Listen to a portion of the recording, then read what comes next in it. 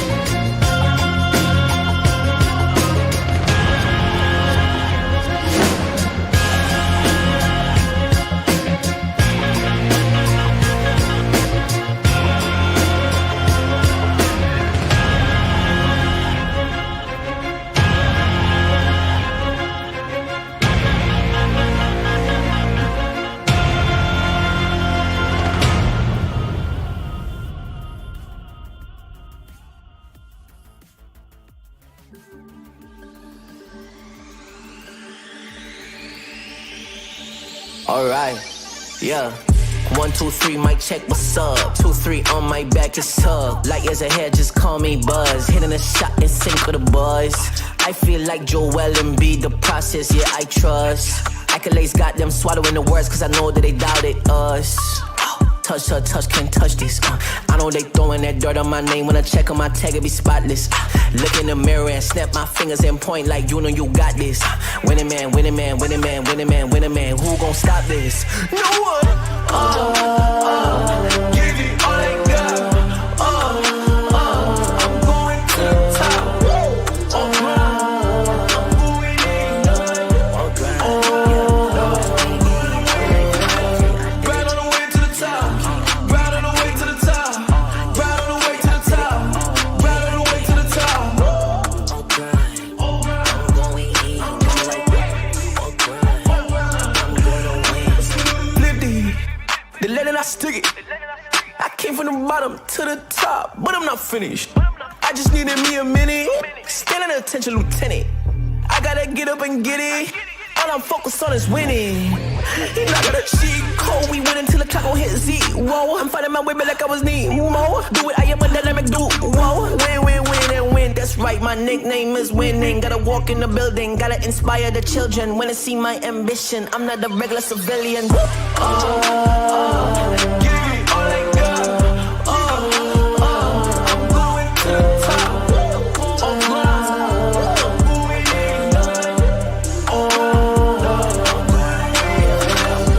on the way to the top. Right on the way to the top. Right on the way to the top. Right on the way to the top. Did it, I did it, I did it. I'm going in, got me like all grind. Gotta go up to the top, won't stop. I'm gonna be the man, yeah, I gotta cut a knot. Haters really on me, tryna take my spot. But we go up, yeah, we never gon' drop.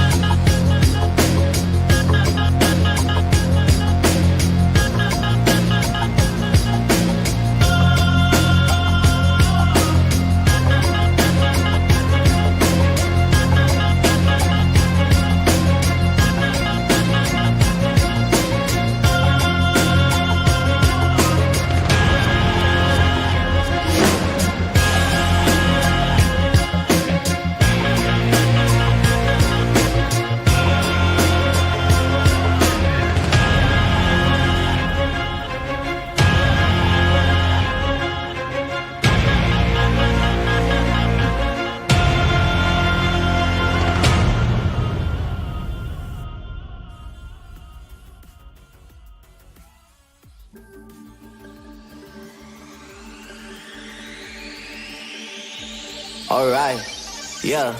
1, 2, 3, mic check, what's up? 2, 3 on my back, just tug. Light years ahead, just call me Buzz. Hitting a shot in sync with the boys. I feel like Joel and B, the process, yeah, I trust. Accolades got them swallowing the words, cause I know that they doubted us. Touch, can't touch this.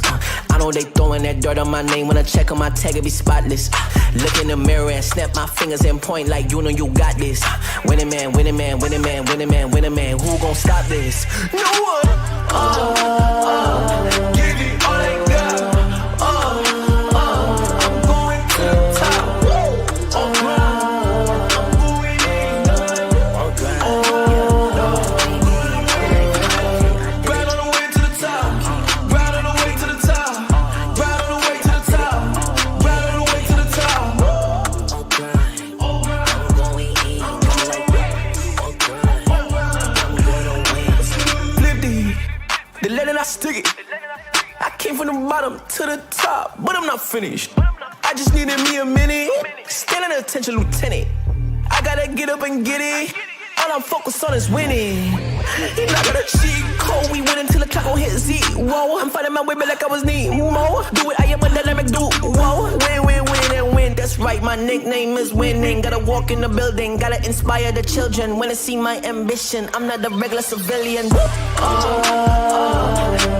all I got. I'm going to the top. I'm going in. Right on the way to the top. Right on the way to the top. Right on the way to the top. Right on the way to the top. Did it, I did it. I'm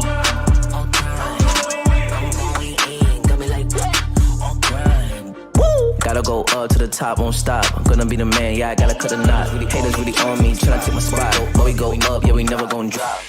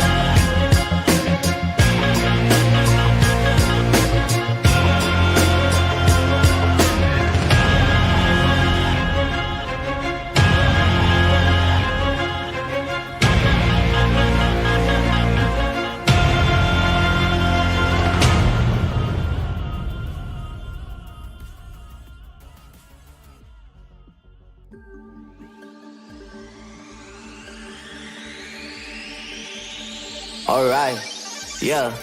1, 2, 3, mic check, what's up? 2, 3 on my back, just tug. Light years ahead, just call me Buzz. Hitting a shot in sync with the boys. I feel like Joel and B, the process, yeah, I trust. Accolades got them swallowing the words, cause I know that they doubted us. Touch, can't touch this. I know they throwing that dirt on my name. When I check on my tag, it be spotless. Look in the mirror and snap my fingers and point like you know you got this. Winning man, winning man, winning man, winning man, winning man. Who gon' stop this? No one. Give it all they got. I'm going to the top. I'm going in. Right on the way to the top. Right on the way to the top. Right on the way to the top. Right on the way to the top. I'm going in. Flip The legend I stick it. I came from the bottom to the top, but I'm not finished. I just needed me a minute. Standing attention, lieutenant. I gotta get up and get it. All I'm focused on is winning.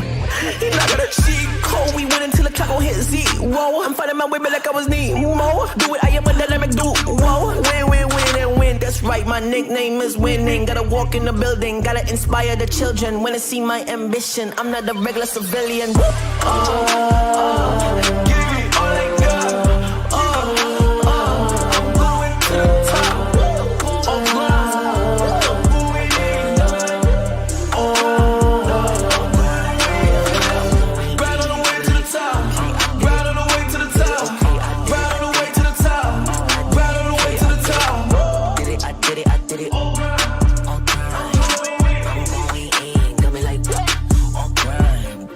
Gotta go up to the top, won't stop. I'm gonna be the man, yeah, I gotta cut a knot. Haters really on me, tryna take my spot. But we go up, yeah, we never gon' drop.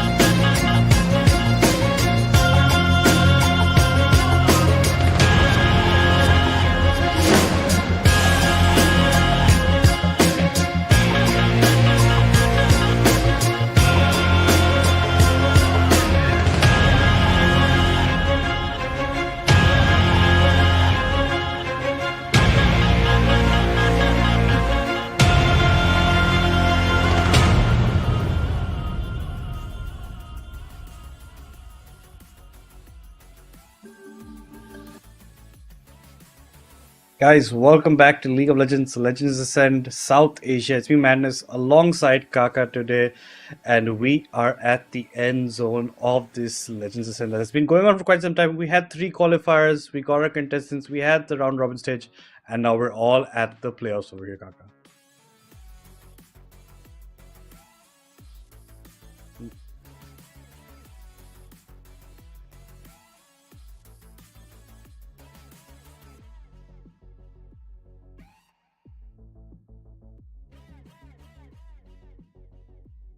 Why don't we just resolve that? Let's just talk about how it is. We already got our top 4 teams: S8UL Esports, Kakao Gaming, Revenants, and Syndicate in that order. Syndicate just barely made it through by beating Phoenix Ascension, because that is a bit of a hard time for them, right? And like we talked about it, like Syndicate just barely made it through into these playoff brackets for them.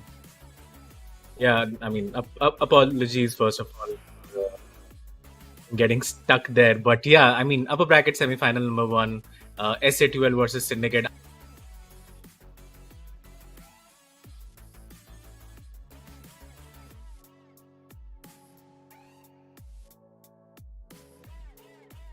While we resolve that issue, it looks like we have some difficulties behind, but you can just see the leaderboard. Like I was saying, S8UL Esports came first, 24 points, 8 wins, all their series combined they have won. They've not dropped a single game in any series, and then they beat Kakao Gaming. Kakao Gaming, unfortunately, that one loss in that series was against them. 7-1 in their series. Revenants lost to Kakao Gaming and S8UL Esports. That's about it. As well as they got a game against Kakao Gaming, so that changes a bit of how the point table looked. But like you're talking about, Syndicate and PNX Ascension. It is 11 right now, and that the only reason Syndicate did make it through is because they had the same amount of wins, and they just went through just because of that head-to-head, Kaka. Arya was.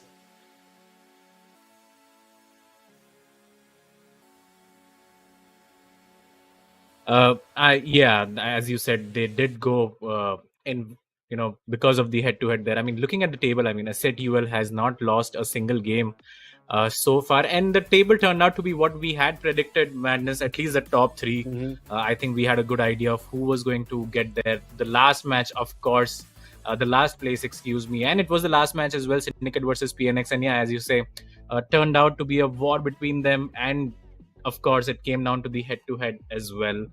Syndicate just scraping through, though they did lose quite a lot of games as well. At one point, we thought Suvo haters were going to make it, but that did not pan out as they had hoped as well. As we look at the dates to remember, I qualify 1, 2, 3 all done. Now we are at the playoff stage, July 25th till August 3rd. So 6 best of 5s essentially coming your way. Starting off with S8UL and Syndicate. And this, I mean, I'm not too sure if I need a prediction for this one. I think it should be standard S8UL win. Would be really shocked if they did not win this one. But again, as you can see, top 4 battle it out in double elimination. So even if one of these teams lose, they do have another chance to come back into the tournament and, get their spot in the finals.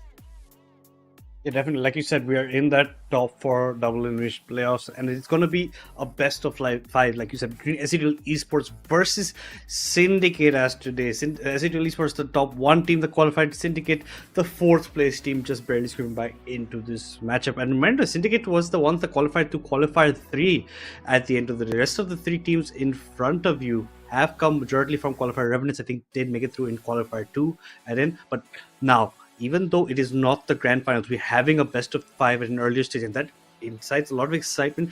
Maybe not specifically about today's matchup, because it is, like Kaka said, a bit of an easy prediction, seeing how it is going to be because of the dominance that S8UL Esports is known to be showing over here. But it looks like S8UL Esports will be starting on the blue side. Syndicate will be taking over the red in our upper bracket semi-final 1 over here in the playoffs, and it just looks like it's Syndicate have a lot to show, and S8UL Esports look like they want to cruise for an easy win.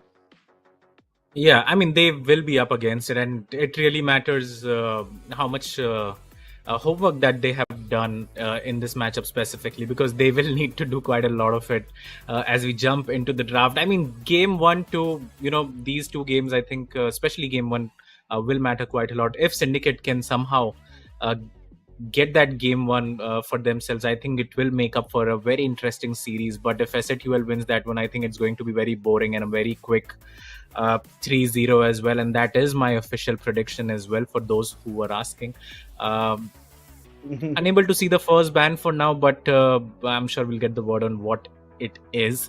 Full lineup again for the side of S8UL. So Nero is not playing. He has been quite the role maker here, has been playing ADC support, mid lane as well. So shout out to him as well. I think he is a big part of the organization as well. But having said that, the Diana now gets banned. I think this is one of the bans that every team should be doing against the side of S8UL. Infi, it looks like the only one who can play that champion pretty well. Others have tried, but it hasn't worked out pretty well for them. And I would expect from the side of S8UL to focus more on Harambe Avengers. I think he has shown some really good Lucian gameplay in the past, and on Zuko as well towards the top side of the map.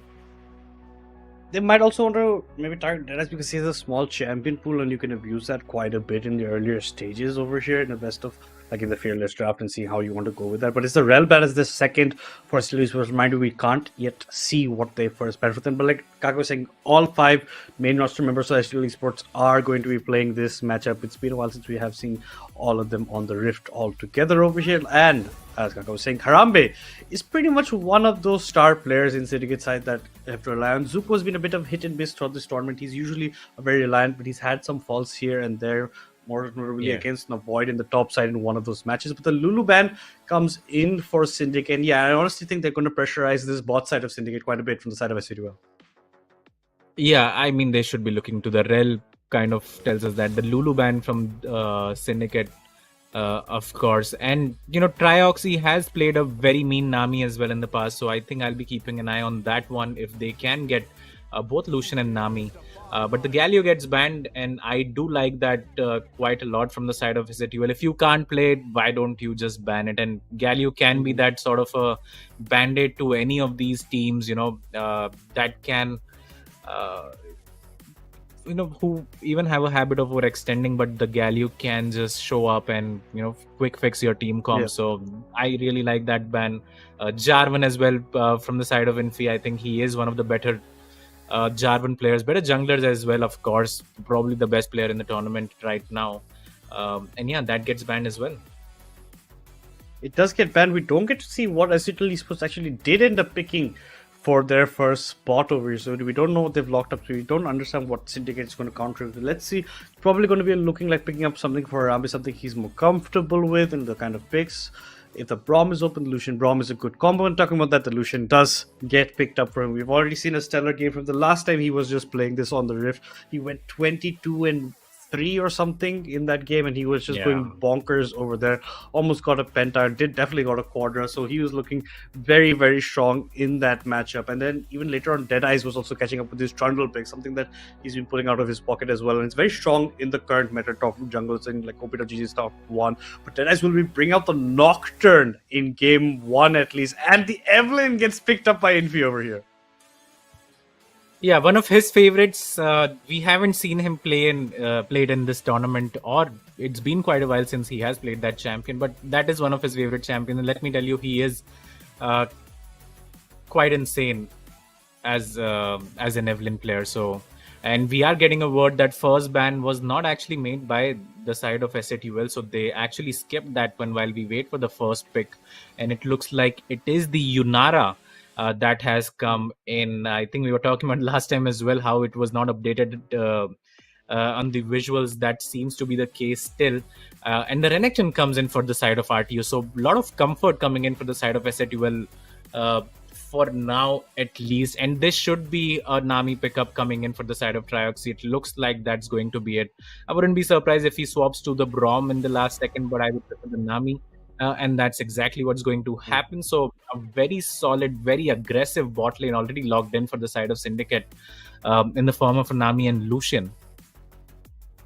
It is, and this is the second time Lotus will be playing Yunara in this competition. He's the only one to actually pilot this champion as of yet in Legends Ascent. Seems to be something that he wants to bring out definitely over here, especially in such a high pitch matchup like this. But the Yunara comes out, and like we said, maybe the UI is not ready, that's why it gets bugged up. But the talent ban comes in over here. Bit of the interesting mark about how you want to approach that. The Mordekaiser ban against Syndicate is you don't want to counter the Renekton in that top side, but Renekton you will be flex mid if Catbot is feeling like it, but it's most likely going into the namesake Renekton top, only RTO's hands over there. But yeah, the bot side looks pretty strong for Syndicate. It's about what S8UL Esports want to lock up that Yunara with in the bot side, the Lulu's ban. So maybe like a melee or something to maybe get that hyper extension for your own carry in the bot side. The Kiana ban against Catbot and the Orianna denial of the Orianna Nocturne combo by S8UL Esports makes complete sense. I assume we're going to see maybe a Lissandra or something of the sorts from Kagura. He's very comfortable on champions like that. It's going to be the Lissandra or the Sidra, something like that is what I'm expecting from Kagura to pull out, or maybe just the Ari as well if he's unsure of what the pick should be over here himself. But no, it's going to be the Ornn getting picked up for Zuko in the top side. Yeah, the Ornn comes in to answer the Renekton. I think it's a fine pick. Not the best matchup in the early game, but I think that goes for any champion that you would pick against Renekton. And it looks like Syndicate do want to ban out those AD assassins from the side of Cat bot, thinking that the S8UL are quite an AP heavy team already. But that won't be the case, as the Silas now gets logged in, has quite a lot of good ultimates, honestly, to play around. So I really do not mind that pick at all. But that does tell me that Kagura might look towards his Akali if he wants to pick that one, and the Lissandra as well, as you said. But that would be just another good ultimate for the Silas. I'm not sure about that one, as we await the support pick coming in. And this could be the Blitzcrank as well if he if S8UL wants to pick that one for Kratos, but looks like the Rakan actually is going to come in again. A pretty good champion, a lot of engage that he can provide, a lot of CC as well. And I really like that pickup for the side of Kratos while we await the last pick for Kagura. Yeah, it's going to help the Yunara a lot, especially if Delaz is going to try and jump on the backlines over there. You're going to have the Kratos on the Rakan, very slippery champion that be it. So much mobility, so much CC coming in, so much disengage as well on your side. Depends on how you want to play it. It looks like the Rise, neither of what we were predicting, actually getting locked in for Kagura over here. I think we've seen him at least once or maybe even twice in Legends Ascent play this champion, but hasn't been as fruitful as you would have hoped to. We've usually seen him try to dominate lanes with the Diana, with the Lissandra in the mid side and try to get those solo bolos, but he's against one of the best mid laners in South Asia, so it's going to be a bit on the harder side to do that against Catbird. So maybe playing on the safe side, maybe a bit of that scaling as well. And you have a good scaling up on the side of Syndicate with the Rise and the ornaments coming out, but you have so much just, one-shotting ability coming out from the side of the S8UL Esports. Yeah, I do feel S8UL do have a more complete team comp based on their early game, their mid game as well, the late game assurance and Yunara coming in as well. But as you say, Syndicate, if they can get to that late game, I mean, the ornaments, the side lane pressure as well from the Nocturne, the Rise can start stacking up his mana and HP and all those other things. So that could be a scary proposition for the side of S8UL if they do get to the late game. But it's going to come down, to Black Infi and how he plays out the Evelyn. Of course, he is the one who gets to pick his champion here, and trust me when I say it, he is a very good Evelyn player, so I think we're gonna see that in this one. Pretty sure about that.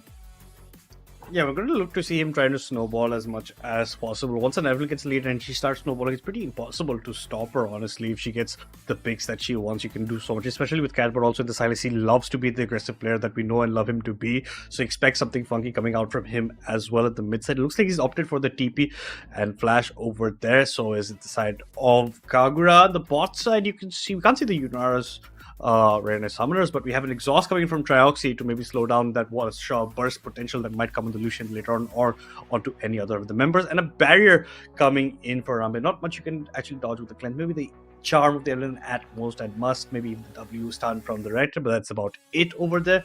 You're gonna have a hard time protecting him, but Harambe on this Lucian is known to be pretty mobile, known to try and get aggressive earlier on in lanes. Will Yunara be able to keep up with the pressure you're going to be dishing out with the Lucian and Nami? That's definitely the lane you want to keep right, especially because he's one of the star players. And when he starts snowballing, and when he starts getting kills, when he starts feeling confident, you can see certain plays that he makes that you would not actually imagine in those scenarios. And that's something that we love coming out of Harambe, especially on his Lucian, especially on his S8UL. His S8UL barely even misses any Qs, so that's something you have to pay attention to later on over here. Kagura also has been sometimes a bit of a hit and miss. Sometimes you get to see him perform so well. Sometimes he ends up giving up the lane pretty hard. And the same can be said for Zugo throughout Legends Ascent. So let's see if Syndicate can show up on their crucial day over here in the upper bracket semi-final one. Yeah, I mean, they do get another chance as well. But yeah, it would be very nice if they can show up and if they can upset the Mammoth. That is S8UL Esports. And just talking about bot lane, as you say, Harambe has been pretty proficient at the Lucian. While on the other side, I think Lotus and Kratos have struggled a bit in these matchups that we have seen, getting killed 2 versus 2 in quite a lot of these matchups. I mean, so that could be some cause of concern for the side of S8UL, but I think they should be fine. But again, it's just about the Lucian, right? If you can get Harambe ahead and Trioxy ahead in that bot lane, I do think there are certain avenues for the side of Syndicate to win this one. Oh yes, definitely. I think a bit about talking about that Lotus combo with on the bot side over there. I think it's also a bit being rusty because a lot of times, like you were mentioning, Neo was feeling in the bot side for the side of S8UL Esports. Lotus wasn't playing that much during Legends Ascent, so maybe some rustiness was there. Maybe we get to see him actually get back up to the mark that we know him to be as a player over there. Sometimes it's Neo, sometimes it's Catbot. So now feeling a bit comfortable. He's already played Yunara once in the tournament. Now let's see how well he does. The last time we saw him on the Yunara, he was looking strong earlier on, but he was giving up a bit of silly kills towards the later parts of the fights, which Yeah. was, them also having a bit fun with the game, given how strong position they were maintaining in that game for themselves. But now let's see how serious he can get over here, how well he can adjust. Because like Yunara, he has a good late game power spike with the Runan's Hurricane as well. With your stacks getting up with your Q, with the ultimate coming into those fights, can deal a lot of damage. And mind you, Lucian slightly falls off compared to the Yunara later on in the games, and that's also something that Harambe has to keep in mind. He's trying to go push for that early advantage, try and get that lane priority that he was looking for, given that he saw it was a Yunara first pick, so he should be getting that priority in the bot side, especially with Trioxy on that Nami. Let's see how well they can do that side and see if they can get that Dragon priority, see if they can get those objectives in the bot side, because S8UL is a team that is usually known to dominate jungle objectives, dominate games, try and take it out in the earlier stages, and that's something that Syndicate can definitely not allow to happen. Yeah, that's where I think Syndicate has to meet them in the middle and fight for these objectives as you speak about, because you can't give up everything and then expect to win the game. Or just because you have more late game champions does not essentially mean that you get there. So they have to contest it, as you said. And again, it comes down to the bot lane for me at least. I do think, I hope it's not a thing for Lotus and Kratos as well. They haven't made it a habit of dying solo towards the bot side. And if they win, I think this is a very standard demolition job from the side of S8UL. But again, I do feel like Harambe and Trioxy are a beautiful bot lane pair as well, and they can lay down their marker, especially in this game one with their pick of the litter as well. The Lucian we spoke about, the Nami we spoke about. Now they have those champions, and now it is up to them to show up and show us what they can really do on these champions. While on the top side of the map, Zuko is playing Dion, and he will be looking to scale. While we speak about the draft even more, guys, we will be taking a short break, and when we come back, game one will resume of this upper bracket semi-final number 1.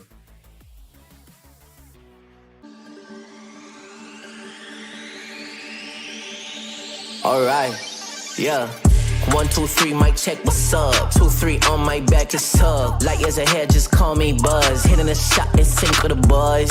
I feel like Joel and B, the process, yeah, I trust. Accolades got them swallowing the words, cause I know that they doubted us. Touch her, touch, can't touch this. I know they throwing that dirt on my name. When I check on my tag, it be spotless. Look in the mirror and snap my fingers and point like you know you got this. Winning man, winning man, winning man, winning man, winning man. Who gon' stop this? No one. Give it all I got. I'm going to the top.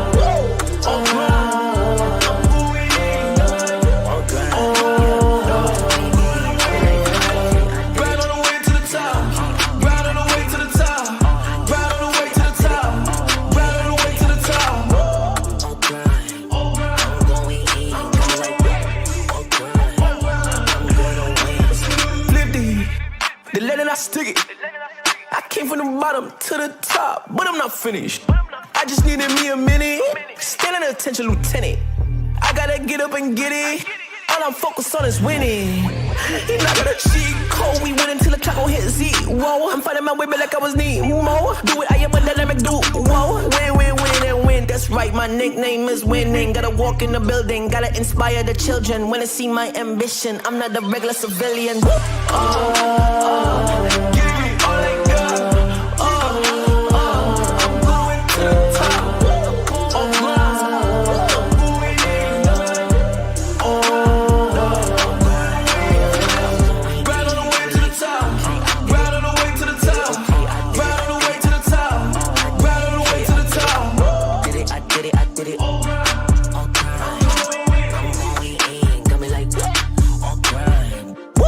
Go up to the top, won't stop. I'm gonna be the man, yeah, I gotta cut the knot. Really haters really on me, tryna take my spot. But we go up, yeah, we never gon' drop.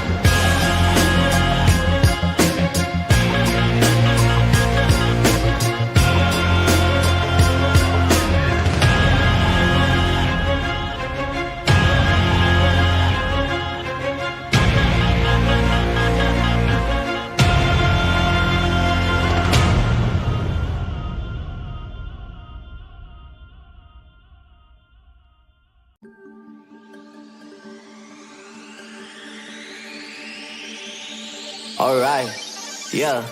1, 2, 3, mic check, what's up? 2, 3 on my back is tug. Light years ahead, just call me Buzz. Hitting a shot in sync with the boys. I feel like Joel and B, the process, yeah, I trust. Accolades got them swallowing the words, cause I know that they doubted us.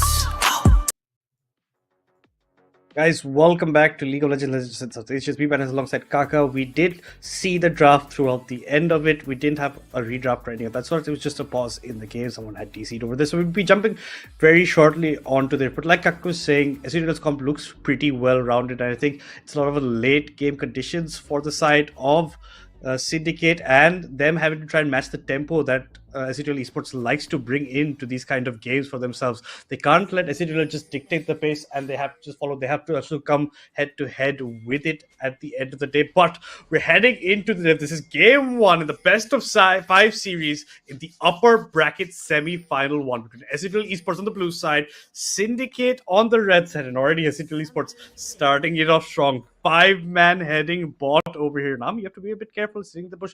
If they hug the walls like they're supposed to, this could be a bit of a problem for the fish, but they are not hugging the walls. But Travis is going to get a huge surprise over them. Might even be forced to burn the flash. No, it just walks up. The chains do connect. Traxi does end up burning the flash. The ignite gets sticked in for Kratos. So it's an ignite for flash going here. And definitely S8UL winning the battle of summoners over here. Yeah, and S8UL do like to invade quite a lot. We have seen them do this in previous games as well, whether it's 5-man top or it's 5-man bot. So I think Syndicate could have played that better, and maybe if they had done their homework, they would know that this does happen quite a lot. And now Catbot and RTO escorting Infeed to his blue buff, expecting some sort of invade coming in from the side of Syndicate as well, but that's not going to happen. And now you have a flashless fish in the bottom lane for the side of Syndicate, so they can't afford to, misstep or play that aggressive for the next 4 minutes at least. And yeah, that's going to be a thing for now, but it looks like pretty standard runes and masteries and everything coming in from both the sides. Grasp for crown in the top lane, as the grand entrance is going to find Trioxy already. Lotus trading very heavily. The exhaust comes down. The heal has already been burned along with the barrier from the side of Syndicate. And there you go. We spoke about it quite a lot before leading up to this game one. If there is a weakness for S8UL, it's in the bot side of the map. And they both get solo kill essentially at level 1.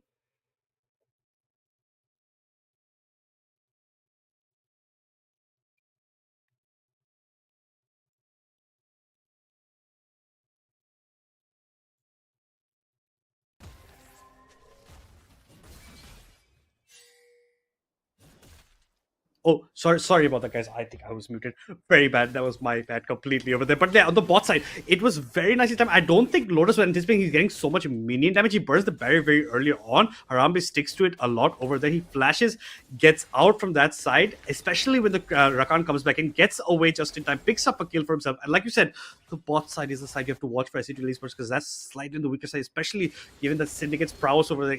Given that they've got the Lucian Nami combo, they're going to be looking for this. And it's actually with the last auto picks up that kill onto Lotus, and Rakan ends up giving up his life. But he does get the flash out of the Lucian. Could be crucial on ganks later on top side. RTO hitting heavily onto crowd, and now you can see the zoning coming in from Harambe Avenger and Trioxy. Lotus and Kratos have to be on the safer side going into this stage. You can't be giving up this level 1 advantage, knowing that you're a bit slightly on the weaker side. You have to play according to that and not try to go for torch. Even now, these trades completely going in Syndicate's favor. Yeah, 100%. And I think this is going to be the theme as well for all of this best of 5, I feel like. And Kratos and Lotus had complete idea, right? The ignite is not there for the Rakan. So he cannot really look for that kill, especially so early on as well. But they still decided to fight that. Both of them still have the flashes up as well. So decided against using those. And we wanted Syndicate to have a good early game, especially towards the bot side of the map. And that's exactly what's going to happen as well, as we see another trade coming in. Harambe now almost 9 CS ahead, along with the kill and assist for himself, a long sword and refillable potion advantage. And you can see Deadeyes as well smartly taking the crab and then providing a lot of priority towards this bot side. And as another bubble connects, and Kratos might be in trouble once again. And there you go, he goes down. Feats of Warfare already secured for the side of Syndicate. Haramde Revenger might be in trouble here, but this will again be a 2-for-1 trade coming in. So I don't think he will mind that at all, as the wave will push towards him as well. And I think it's just a disaster towards this bot side for the side of S8UL so far. Yeah, you can see Kratos scoring a nice bubble comes in for Atrax. He's locked in place, so much damage coming out of the Lucius. Plus, he's got that longsword as well. He's going to get. If he burns the cookies earlier on part, I think he even ends up living over here if he does it at a faster rate. But no, it takes a bit of time. But still, you have Lotus going down. Still, you have them missing a bit of XP. Trioxy picks up that kill. And all kills of this game in 5 minutes have been in the bot side. 5 kills in 5 minutes, bot side. 2 kills in the pockets of Lucian. 2 kills in the pockets of Nami. And just that 1 kill in pockets of Lotus. But 2 deaths next to his name. Plus, Kratos has died twice as well, and they're still trying to go this aggressive route when they are falling slightly behind, especially in terms of itemization. You could see that Lotus only had his Doran's blade while the longsword was already picked up by the Lucian, and now he's walked back to lane with another pickaxe as well. He's so strong right now compared to what Lotus will be dishing out against him, and they have to respect that pressure. If you are going to give them the lead, you can't do this, and this is exactly the kind of win con we were talking about in the pregame. And if you're going to give it to them like this, I don't honestly think you're taking it as seriously as you should be. Yeah, I 100% agree with you there. I'm not sure if they will be looking to fight more there. As we can see, the Evelyn was actually spotted. There is a ward in the alcove right there. So they are going to get spotted. Another grand entrance comes in from the side of Kratos right there. Deadeyes is here as well, and he might look for a kill. And there you go. Lotus dies once again. That's going to be third death, and a beautiful bubble catches 2 right there. Infi has to burn his flash, but I'm not sure if that's going to be enough. I do feel like he's going to go down as well, and it is a disaster for the side of S8UL, and Infi just hoping to help out the weak lane so far, but I don't think that was the greatest idea ever, and he along with his teammates pays for it. But towards the top side of the map, Catbot securing the kill onto Kagura, who did not use his flash. RTO comes in, burns his flash, gets the stun, and they are going to secure 1 kill as well towards the top side of the map. But the bot side is just a disaster for the side of S8UL. I don't think they should be looking there at all for the next 5-10 minutes. Infi has to just play around this Renekton, the Silas as well, if they want to minimize the damage. Yeah, they have to stop the bleeding on the bot side, definitely. But then Lotus, yet again, not respecting the amount of damage this Lucian will be dishing out, especially after the pickaxe was picked up from him off his last back over there. And then on a nice double ball comes in, but all that thought, Deadeyes comes in with the ultimate paranoia on the top side. This is going to be a dead Renekton.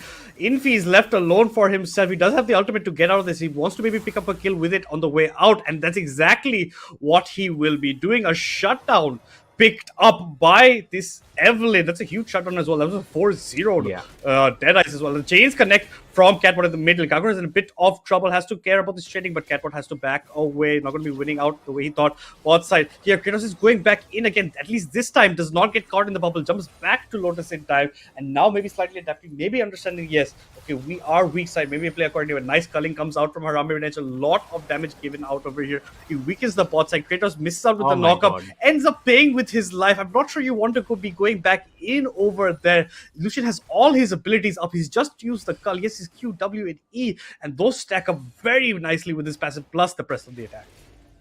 Yeah, I mean, towards the bot side of the map, I think S8UL's bot lane is just getting schooled by the Syndicate bot side, and I'm not sure we expected that to this extent. We did think that they are susceptible to getting 2v2'd, and they do have the habit of dying in the bot lane, but 7 deaths in totality out of the 9. I mean, that is absurd, and great job from the side of Syndicate. They are really showing levels in this 2v2 in the bot lane, as the exhaust actually comes down now from the side of Kratos, who did swap his summoner spells right there. Harambe still has the barrier, so he can play a bit aggressive still, and you can see Catbot actually lurking towards the bot side of the map. Is going to use the Nocturne ultimate. I'm not sure if that's going to be enough. Catbot might end up going down. That beautiful double bubble connects once again. Kratos goes in, unable to pick the kill, and look at the HP bars right here. They're all so low. Nocturne is about to get his ultimate, so he is waiting for that. The flash comes in. That's going to secure the shutdown. onto Harambe, and Dead Eyes unable to secure anything for himself. I think he just targeted the wrong champion right there, as Catbot still at blinking HP bar, and that is a massive shutdown that has gone over to Lotus. I think Dead Eyes could have played that much better if he had targeted the Yunara instead of Catbot. Yeah, he's targeting Kratos of all things. Kratos just jumps away at the end of the day. What are you gonna do to him at that point? And this is disengaged. Why not go on the Yunara, who's just left alone on the backside, who flashed in actually to get the kill onto her. It picks up a good shutdown, like you mentioned over there, but still on the weaker side. You can see already the Essence Reaver completed by the Lucian right now. The Stride Breaker is also completed by Deadeyes, but you can see on the other hand, Evelyn, after picking that good shutdown onto Deadeyes, will be having the Storm Shield. Has 2 stacks in the Dark Seal as well. Mid side CS is looking even. Top side Renekton is definitely on top on that 12 11 CS margin for 22 21 CS margin for himself, looking pretty comfortable over there. Bot side Lucian has that advantage on the on top of his CS, plus at least Yunara has the Cull, will be stacking some extra gold for himself. This time the bubble definitely lands on Kratos, predicting that he will dash back like that. Nice bubbles coming in from Trioxy. I've only seen him miss maybe one of them at a very crucial point, but other than that, playing it beautifully. And you would not expect this to be the score line given the matchups over here, and this is definitely just at fault with the bot lane not respecting that early Lucian pressure. But look over here, Evelyn is close by. If Harambe steps too far, this could be his demise, but no. Drake has now been started by the side of Syndicate. They are walking over there as 4 men over that side. They might be a bit too late from Envy to maybe go for a steal, but I don't think that's even going to be on the books. They're going to be dragging the Drake out. Here comes Kratos with the ultimate, but you're not going on the jungler, so that's going to prevent. Here comes the culling. A lot of damage. The paranoia is triggered. Here comes Deadeyes on the back line. Gets the kill onto Lotus. Most of the damage gets neutralized. Envy will be picking up the kill onto Deadeyes, but still it's a double kill that he picked up before he ends up diving, plus the first Drake, this mountain Drake of the game. Yeah, and it's all strength to strength from the side of Syndicate. They kill the bot lane right there. Infi is still lurking. Trioxy smells like something's wrong maybe here, but I do think they have a lot of HP right here, and they should not be dying. We will see if that happens, as Harambe Avenger actually is going to go down. Flash comes in from Infi, answered by Trioxy to get away. So that's going to be another cheeky kill for the side of Catbot in the bot lane. But previously, the Mountain Dragon picked up another double kill, went on to the side of Dead Eyes. So I don't think they will be complaining at all. They are still in the lead, albeit it's only 1,000 right now as the TP gets burned from Catbot, and they are going to swap the lane. But Kagura should be really fine here. Is playing the Rise. Another EQ should just melt the wave, and that's exactly what's going to happen. So I don't think he's in too much trouble right now in this 2 versus 1 in the mid lane. Yeah, it doesn't seem to be at all getting contested the way he needs to be. Ornn's going to be on the bot side against Catbot now. We're here Zuko versus Catbot. Catbot eats a third first doubles, but the Black Cleaver has been completed by the Rect and allows him maybe to side lane against the Ornn a bit. On the better side, the Bramble Vest completed by Crown instead. In the meantime, in the mid lane, you can see Catbot has completed his Proto Belt as to just jump in the fight. Rod of Ages completed by the Rise. Bot side, you can see the Yunara really wants to pick up the Yuntals, but still slightly far from, doesn't even have the slingshot component of it. Catbot has to be air on the side of caution. There's 2 members on him right now. And you can see over on the top side, Avenger and Trioxy against Crown. Crown will be taking his back over there. It looks like the bot side of S8UL now camping very happily in the mid. The problem, Kratos been miss with these, knockups essentially over here. Ultimate trigger by Deadeyes. That's going to be a wasted ultimate coming in from the Nocturne over there. Not much value. He thought maybe he could capitalize on Kratos jumping a bit too forward, but in the end he had backed up just in time. Infi's coming around from the corner. Here's the flash forward by RTO with the stun, lands up on Harambe Avenger, but here comes the culling. A lot of damage coming out on the bot side. Crown versus Cat, but Crown gets away from that exchange. So does the top side battle. Deadeyes is close by to just Shadow, but I don't think that's the end of skirmishes for now. I don't think anything else will come of it as we back off. Goal lead still around 400 gold, just about in Syndicate's favor. Yeah, a bit premature from the side of RTO. Burns his ultimate and then flashes in to stun the Lucian, but Infi was not in the proximity, so Harambe Avenger is able to get away towards the bot side. Crown, I think he is fine, soaking all the pressure from the fed cat bot right now. Bellows breath into his Q can clear the wave anyway, so I don't think he is going to complain at all. On again, one of those champions It's even with low economy, he is quite useful as he's going to burn his ultimate right here. The knockup connects. Catbot still has the flash, but no mana, and I think he's just going to die. The auto attack is going to do it for Crown, and that's a good punishment coming in from the side of Syndicate. Yeah, and this is just barely hits Catbot on the side. Nice ultimate from Kagura to just join over here with the Realm Warp over that side. Zuko ends up picking the kill. So nice pick off, like you're saying, coming in to that overpush Catbot, who was manaless at the end of that fight, so couldn't actually do much. He did have flash, but I don't think if he burns it, he ends up surviving over that point. So that's going to be Catbot's first death of this game. 12 kills for Syndicate to just the 6 of S8UL Esports. S8UL did pick up the first 3 grubs, but it was answered by Syndicate picking up the first Drake. Herald has now spawned the objective in everyone's mind, and now both sides bot lanes are now meeting in the mid as should be at this stage of the game. They'll be trying to pressure towards the Herald side. Kratos might get caught out. The Culling's going to hit him squarely in the face. He's taking quite a bit of damage. He's going to have to definitely go for a reset. This pretty much signals that the Herald is going to be given over to the side of Syndicate.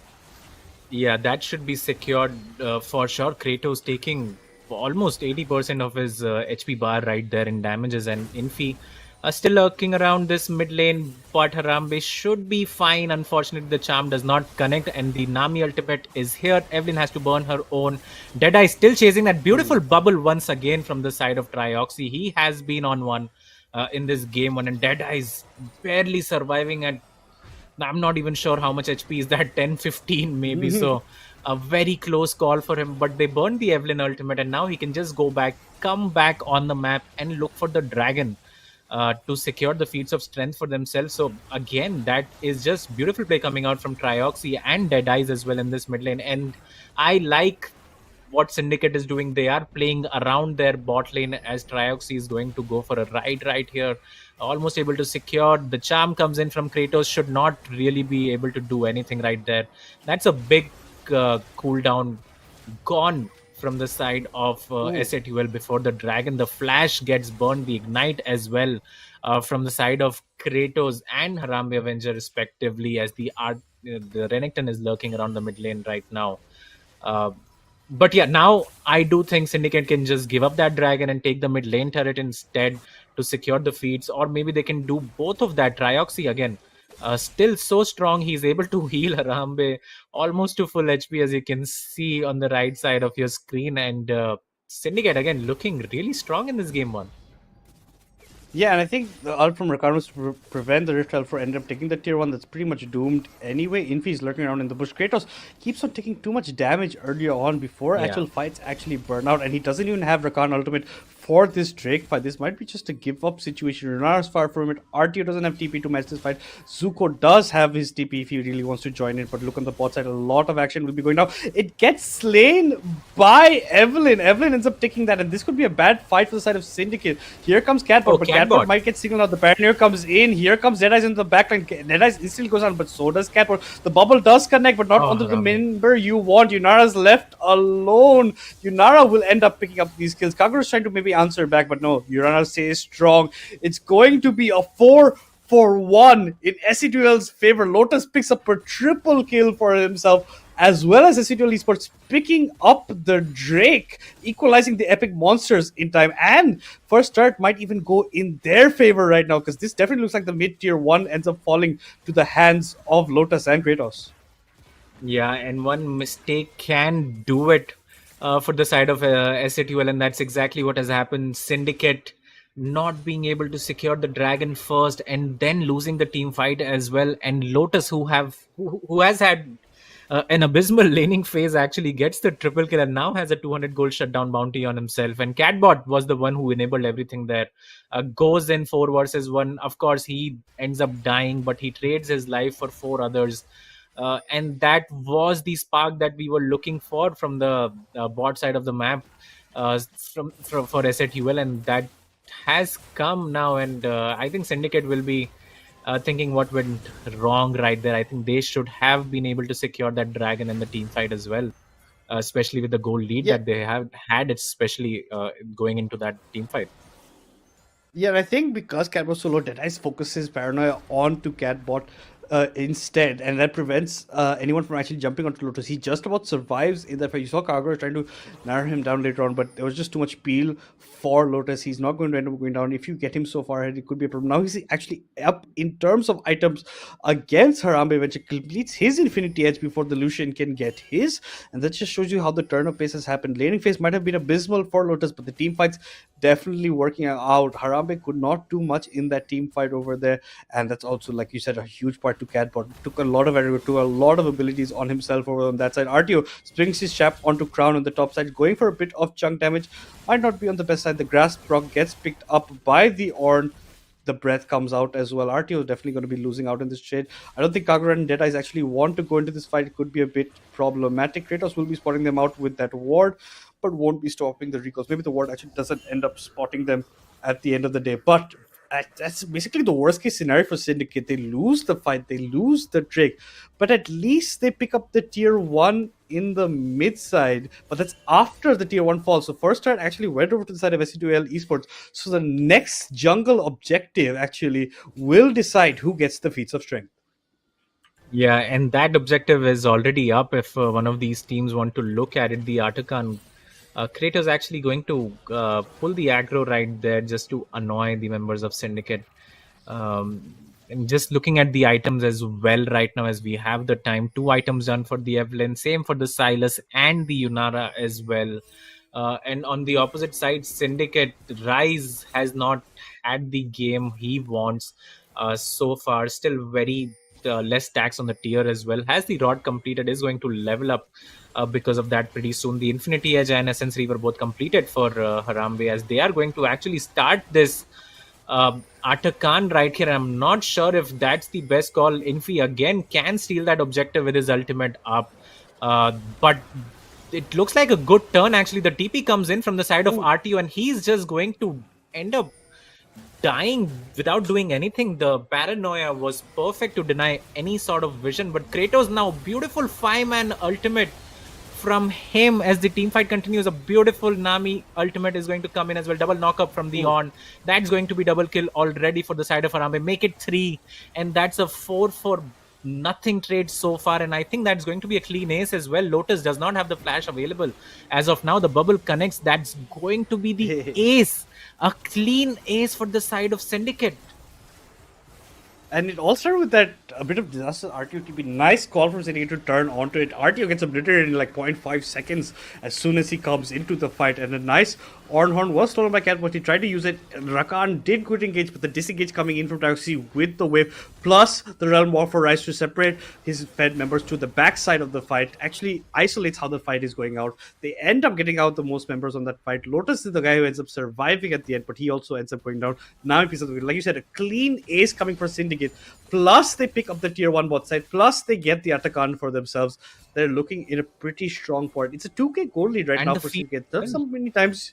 And the feats of strength as well, yes, as we're talking about that jungle related. Drake has now come up. It looks like Pryo is going to be on S8UL's side for picking this up. They are going to get spotted up, but I don't think Syndicate's going to be making any advances for this move over here.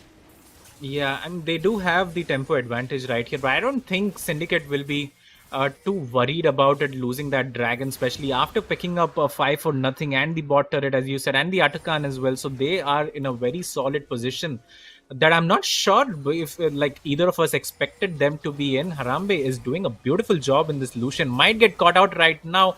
Burns his flash. Look at the flank as well. Catbot is there. The paranoia comes in. The TP is actually coming in from Crown, but he is too tanky. He is not going to die like RTO did. And now the team fight continues. Kratos will be the first victim. Infi has to ult away Lotus on blinking HP bar as well, and it looks like Syndicate have S8UL's number in this game one, especially in the team fights. It is looking exactly like that. Kratos gets destroyed very early on in the fight. Lotus has to run for the hills. The culling hits him as soon as the Infi ults away in that Evelyn. But now tier 2 ends up falling down. They have to back away. They can't get caught out of it. The smite comes in for Deadeyes, picks up the chicken as well for himself. But this is looking like a very, very strong Syndicate right now. And what looked like a 2k gold lead already has ballooned into 4k gold lead for this. So RTO might be in a bit of dangerous territory if he gets spotted out. RTO, you don't want to be that forward by yourself. You have a lot of members that can back up Catbot. Catbot is trying to go in. RTO does channel his ultimate, goes into the backline. Catbot is following up as well. RTO is trying to do as much damage to Arambe as he can, but he's not going to end up picking it up. But the stolen Catbot ult of the Nami is enough to allow RTO to actually catch up to his target. He does pick up the Lucian, but he's going to end up paying with his life. It's now a 4-3 situation in favor of Syndicate, but they're choosing to back away. At the end of the day, 2-for-1 in terms of kills for Syndicate, and what looked like maybe a turnaround for S8UL still ends up going in Syndicate's favor. Yeah, I mean, it looks like S8UL's plan to come back is to, fight their way to, reduce the deficit, but it's not working at all. Another 2-for-1. Yes, you kill the Lucian, but look at the flashes that were burned, the ultimates as well from the side of S8UL to get that kill. And now the Hex Drinker has been completed for the Lucian, so he is not going to be under much threat, especially with the Nami alongside him. And yeah, these team fights are just not working out for the side of S8UL, and they don't even have the sideline pressure as well. The Renekton at this point cannot do much against the On, who has almost 3 items completed. On top of that, you add the Nocturne, who just burns his paranoia, goes on to the Silas, is going to pick that up. The charm comes in from the side of Rakan, knocks up Dead Eyes, but he's still surviving. That's going to be another 2 kills picked up for the side of Syndicate. Unfortunately for them, the jungler goes down, so they cannot start the Baron right now, but they will be picking up this tier 2 turret on the top side of the map.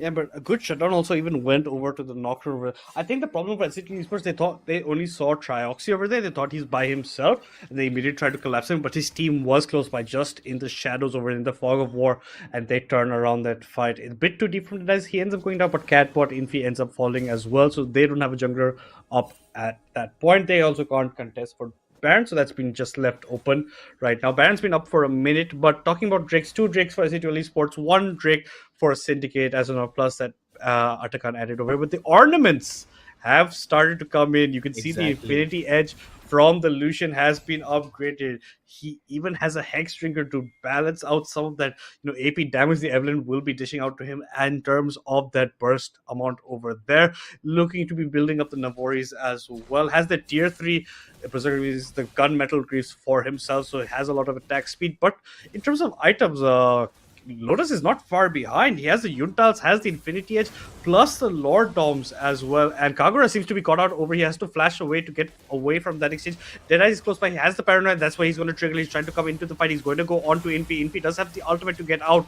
But is it enough distance? No, it is not the ultimate. The well rub used by Kagura, but he doesn't actually end up taking. He was just trying to bait maybe Infi to walk the side. But like I said, good fear coming in from Deadeye. Ends up picking kill. A good isolated fight coming out over there where it looked like Kagura was getting caught out. He ends up burning his flash, but they do end up picking the kill onto the jungler just before Drake object. Lotus and Kratos really want to go on to Deadeye. If they get Deadeye, this does prevent a lot of that Baron from happening. Deadeye is left alone. Lotus ends up picking the kill, but here comes Crown. Here comes Harambe Avenger. He does have the culling for himself. Will he be triggering that anytime soon? Here comes the stolen Ornhold. It gets used. It hits Harambe Avenger. He's going to get locked up in place. He's trying to try to get neutralized, but the shield comes in for the Nami. He's still alive. The cannon getting fired out, but he gets almost one shot by Lotus on the back lines. Here comes Crown. Here comes Artie on the back over here. Another triple kill coming in for Lotus. It might even be the quadra. That's what he's looking for. Artie might be allowed this, but he's taking too many turret shots. He still ends up surviving. This tier 2 should end up going down. Zuko ends up recalling over there. But this time, fights going in favor of S8UL Esports 4-0 against Syndicate as they look to pick up the Drake that will give them soul point. Yeah, I think that was a big mistake from the side of Deadeye, passing like that from the mid lane, showing himself and then getting picked while his team was on Baron. I think they could have just stayed back, taken the dragon, but they reach out for more and then they end up paying for it. Another triple kill, as you said, for the side of Lotus. And now look at the score, 10-5 on the Yunara, and you wouldn't think that could happen after the laning phase that we saw, but that's exactly what's happening. You look at the gold as well, it's almost bang even, and Syndicate, they were looking like they were going to take that game for sure, but now it is still in the balance and it is still anyone's game to win. And Harambe is not having a good time in these team fights, especially 4 versus 5 whenever it starts. Crown now looking to stun RTO. Harambe doing a lot of damage to this alligator as he goes down. Dead Eye is going to get charmed by the Evelyn. VR comes in, but he has to go out as well. Kratos will die as well, but Lotus dashes in, picks up the kill onto the Lucian, might end up going down himself, and that's exactly what's going to happen. And for now, it's a 3-for-2 trade for the side of Syndicate.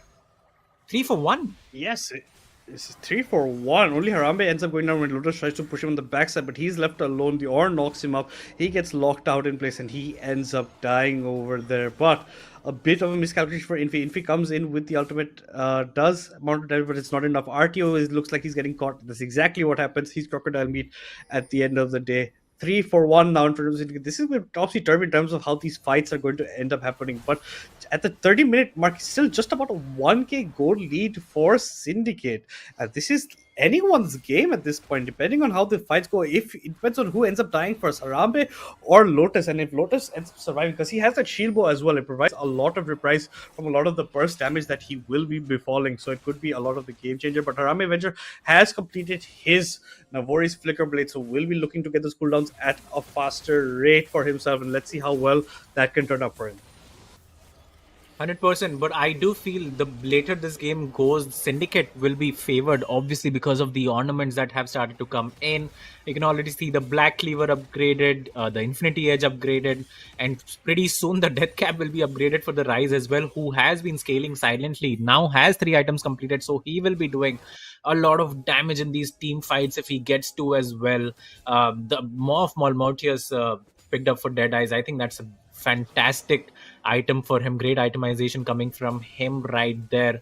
As they do spot out, Kratos should know that Infi's around as well. He gets spotted as well right there. Both the teams now fighting for this river control. Kratos actually is standing alone right there, so might get punished for his over aggression, but does not look like that's going to happen as the Rise has hit level 18, so he is 2 levels up on the next best champion, that is Catbot and RTO. And yeah, I mean, Syndicate, the later this game goes, I think they will be much more favored and they will be very relaxed at this point that they are getting to scale as much as they want to in this late game. Exactly, that's where the ornaments definitely will be kicking off. You already see that the Infinity Edge upgraded for the Lucian, the Black Cleaver upgraded for the Nocturne. But you have a Void Staff, you have a, what do you call, a Rift Maker for the side. But wait, hold on, Infi's going to take a lot of damage from the culling over here. The Deadeye's even procced his Paranoia. He's not finding the appropriate target that he wants to go on, but now he will be going onto the backside. Deadeye's gets knocked up by Kratos, left alone. But Harambe, you're taking a bit too much damage. You're a bit too much on the front line. He doesn't end up going down, has to burn his flash plus his barrier. But the stolen horn actually ends up picking the kill on the way towards Catbot. And Catbot will be securing the kill onto what it looked like Harambe Avenger getting out. And in a quick turn of events, a 2-0 happening for S8UL Esports over here. Yeah, Deadeyes went in while his team was trying to kill the Renekton on the side. So some sort of miscommunication there, instantly punished from the side of S8UL. As the horn from the side of Catbot is able to pick up Harambe on that Lucian, and he has to be more careful in these sort of team fights. And now the Baron will be picked up as well for the side of S8UL without contest, as well as Syndicate turn their eyes towards this dragon that is going to spawn pretty soon. Let's see if they are able to pick that one up, as it is still not up. Another 30 seconds to that, and that is going to be soul as well for the side of S8UL if they can pick that up. And looking at the items quickly, Rylai's Crystal Scepter actually picked for the side of Lotus, so I don't think I have seen that one before. Has the 700 gold shutdown bounty on himself, has 4 crit items as well, so he is sitting at 100% critical strike on this Yunara, and he is looking like he can be the one to carry this game. Yeah, and like you're saying, the Rise build on Yunara, I'm not sure if I'm not up to date with it, but it just seems bit off. But let's just hold that thought until let's see what this Yunara can do with it. Lotus, like you said, had a bit of an abysmal start to the laning phase as well as on continue. But once the team has started breaking, he was coming out. But here comes the honor from crowd. Here comes the Paranoia. But he's not going on the correct side. He's on the backside in the Drake. But the soul ends up going down to the hands of Infi. That's going to be a dead Trioxy at the back of it. RTO is not letting Harambe out of his sights. Kagura flashes forward to maybe protect his ADC. That's exactly what he does.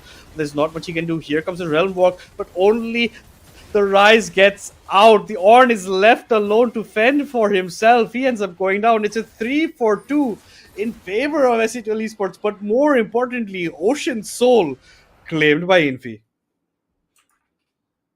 Yeah, that's another smite that Infi has won in this one. And Crown using Bellows Breath actually at the wrong time right there. And hence why he is not able to pick up the Rise ultimate, which is, God, I don't know what sort of interaction that was. But it looks like SATUL should be able to close this game out. Uh, Infi does go low, so maybe Syndicate can hold on for another day, and it looks like that's exactly what's going to happen. One Nexus turret goes down, but more importantly, the Soul going over for the side of SATUL, and the mid inhibitor now as well. And this is looking like the beginning of the end for the side of Syndicate, who have had a great game leading up to this point. Oh yeah, the start was so good from the side of Syndicate. It was just after some points of the fights, they were winning most of them in 3-2s in their favor, but slowly, as it will, I mean, making the mark. They did get those dragon numbers up. They did pick up the soul for themselves at the 34, 33-minute mark, and they are looking strong. But the later it goes, Syndicates will be trying to still keep it on. The ornaments will be coming in. The Rise will be scaling up as well. But this Yunar is something you have to deal with, and with the trial eyes, who knows what exactly is on the mind of Lotus at this point. Like, mind you, he was like 1-3 or 1-4 at one point, and then he just started picking up a kill. He got 2 triple kills back to back pretty much in these team fights. He's doing fantastic now. 13-6-5 complete build coming out for him, while as Haramovich still yet to make his 5th item. At the end of the day, he's built his Mao, but let's see what his 5th item will be over here. It looks like this is the beginning of the end for Syndicate. If they can't latch on, one more bad team fight will secure the victory for S8UL Esports. Yeah, 100% for either of these sides, right? If they can win one of these team fights, as you said, both of them should be able to end the game since we are quite late in it. Kratos actually looks like he's getting caught. The paranoia stolen. Deadeyes uses his paranoia to get out of that situation in the backline, though the on is quite tanking. He's going to finish up Kratos in the backline, and Lotus now has gone in for some reason, and he's going to go down to the Rise. I don't think that was the play he was looking to make, as Infi lurks around in the brush, is not spotted yet. While RTO is just pushing quite peacefully towards the bot side of the map. So that's going to be the bot lane going down once again for the side of S8UL. Yeah, it is looking something on those books, but it's looking good for the side of Syndicate right now. They're marching it down over here. There's 2 members down for S8UL Esports right now. They can't do much in the face of domination. That fight went just disastrous for the DPs coming in from Kagura. They think they can actually go for the end over here. They push down the tier 3 turret. The inhibitors following suit as well. Infi's looking for a flank. Will he actually manage to catch it? There are 4 members just lining up over here. Here comes Catbot with the Solar Ornard. Hits onto Deadeyes, hits onto Harambe Avenger, but there is no follow-up. Here comes the Paranoia to actually add some distraction. On the other side, he goes actually in onto Catbot from so far, but he doesn't have much mana to actually follow up. Kratos is trying to go in as deep as he can. He does have the ultimate available to him, but all 5 members of Syndicate are grouped up. They are waiting to peel for their ADC. Crown actually gets knocked out. The bubble doesn't connect, but a nice knockup coming in from Zuko at the end of the day locks up Catbot over there. Plus the culling coming in from the Lucian will end up securing the kill for his team. Zuko looks like he's just roaming around in the park. He does not care. He is not feared by anybody. He does not fear any member of S8UL, but finally Kratos comes in with her. He has a tidal wave, completely whiffs onto S8UL members. The Ornhorn does connect onto Kratos. Infi's trying to do much, but he's going to get instantly deleted in this fight. So does Kratos. Lotus is running for the hills. He does have the Guardian Angel, but how much will that save him? Deadeye actually ends up going down, but if 4 members keep on hitting away at you, plus a fed Lucian, there's not much you can do. Even if you come back from your stasis, that's going to be your last stand in game 1. That is definitely looking like it. Plus the Realm Warp to actually get the minions into the base at a quicker pace. There's not much RT you can do. This is going to be Syndicate definitely looking to take game 1 in this best of 5 series against S8UL Esports. Yeah, what a shocker this is. I think we are in for a series right now. This is the first game that S8UL has lost throughout the tournament, and it comes in the upper bracket semi-final number 1. And they are still in the goal lead, by the way, when they lose the game. So that is something to look at as well. But The Rylai's did not work for the side of Lotus, unfortunately, in this one. And they were the one, once again, to start this fight of Kratos looking for some sort of engage, was not able to find one. Catbot ends up going down, and then again Kratos goes in 4 versus 5. I'm not sure what the game plan is right there. Infi unable to one-shot anyone because of the Merc trades that were built by all of these champions right there. He goes down as well. And that was the end of the game. That again, Rylai Slow not doing anything for the side of Lotus, right? I'm not sure about the itemization, my man. Maybe it is the build that we are not, updated with. But game 1, surprisingly picked up by Syndicate, and if anyone's been watching this game, I would say they deserved it as well. Yeah, they definitely did their strong. Starting was strong. The bot side was a bit of a thrower, aid coming in from the side of S8UL Esports. A lot of kills coming up, but they did pick it up towards the end. But Ram is already very strong by that point. Trioxy comes in huge over here. Deadeye's hit and miss with the paranoia, sometimes coming in, coming out. But he did provide a lot of disengage in terms of confusion for the opponent team. Zuko had some lovely Orn hulls. Kagura gets his team to way to safety with the Realm over the crucial times. But yes, Syndicate, they did throw it towards the mid part of the game, but a nice recovery towards the end part. I think it was S8UL Esports getting a bit too anxious to actually go for the end that led them to get a bit over-eager, led to some bad team fights later on where Syndicate completely neutralized, especially that, Lotus actually ends up selling his boots to pick up the Guardian Angel. He doesn't actually have the movement speed to kite in the later fights, especially with the Rylai's as well, so not much can come in. But like you said, talking about statistics, S8UL Esports actually did have the gold advantage towards the end, around 900, 800 in their favor.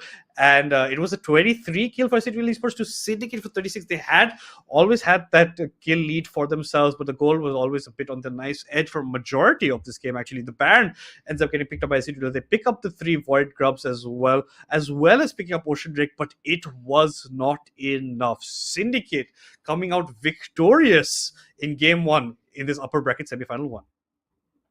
Yeah, I mean, you look at the scorecard right there, it looks quite one-sided for the side of S8UL, as they did pick up the soul as well. But looking at the MVP of the game, Trioxy on this Nami, 33 KP out of 36. I think that's just a fantastic performance from him towards the bot side of the map, along with Harambe Avenger as well, who had a great game on the Lucian. Both of these guys in the bot lane, I think, deserve the MVP for this game 1, and they just outplayed their opposition. And it is at S8UL they are outplaying, so I think that just is another feat in itself, but well deserved to Trioxy. I think he was doing a fantastic job on the Nami, and we did expect that something like that could happen. And I mean, amazing performance from him.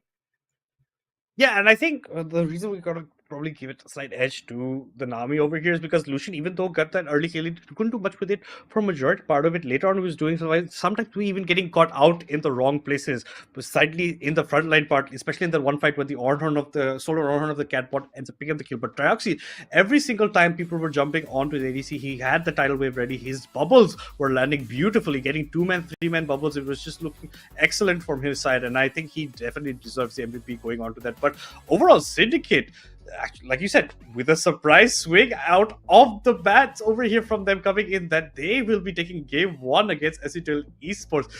I think both of us were on the same page that we were, predicting the 3-0 in S8UL's favor, but that's just gone out the window at this point.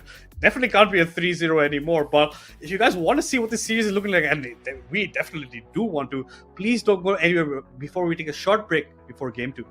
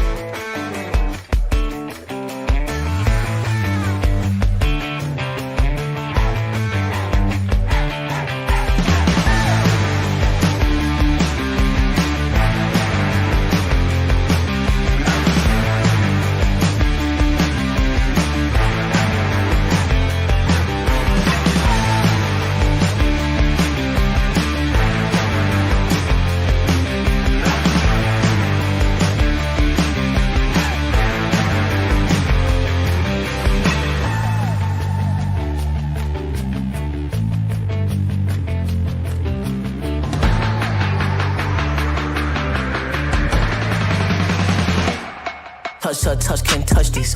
I know they throwing that dirt on my name. When I check on my tag, it be spotless. Look in the mirror and snap my fingers and point like you know you got this.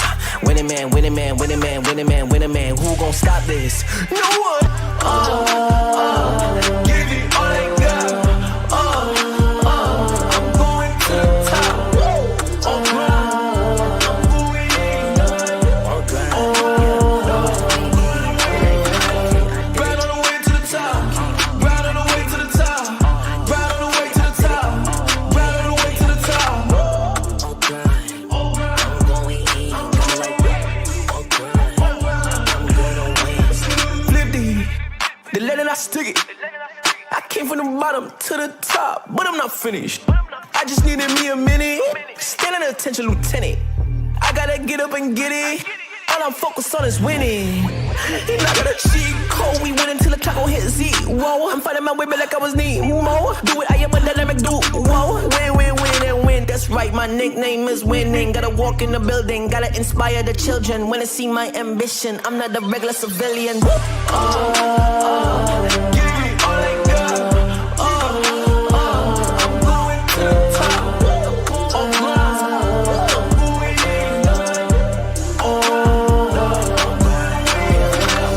Right on the way to the top. Right on the way to the top. Right on the way to the top. Right on the way to the top. Did it, I did it, I did it. On grind. I'm going in, got me like on grind. Gotta go up to the top, won't stop. I'm gonna be the man, yeah, I gotta cut a knot. Haters really on me, tryna take my spot. But we go up, yeah, we never gon' drop.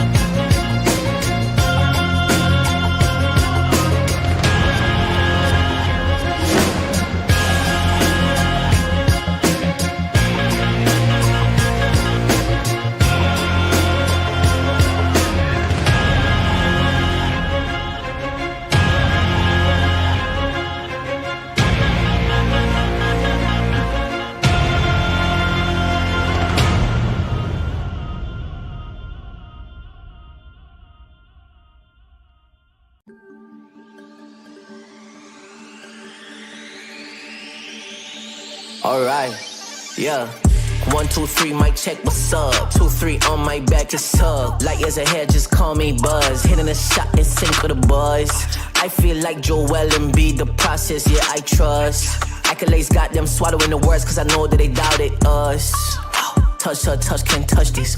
I know they throwing that dirt on my name. When I check on my tag, it be spotless. Look in the mirror and snap my fingers and point like you know you got this. Winning man, winning man, winning man, winning man, winning man. Who gon' stop this? No one. Give it all I got. I'm going to the top. On grind. I'm going in. On grind. Right on the way to the top. Right on the way to the top. Right on the way to the top. Right on the way to the top. On grind.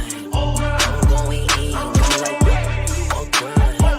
I'm good on wins. Flip the lead and I stick it.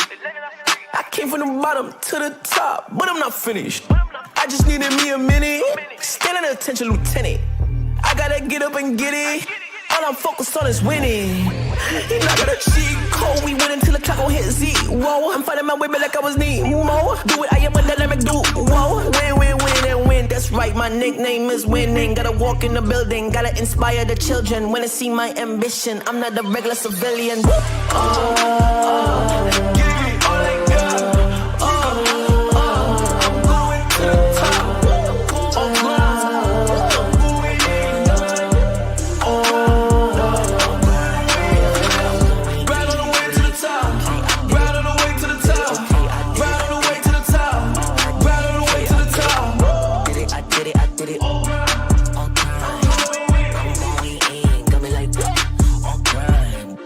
Gotta go up to the top, won't stop. I'm gonna be the man, yeah, I gotta cut the knot. Haters really on me, tryna take my spot. But we go up, yeah, we never gon' drop.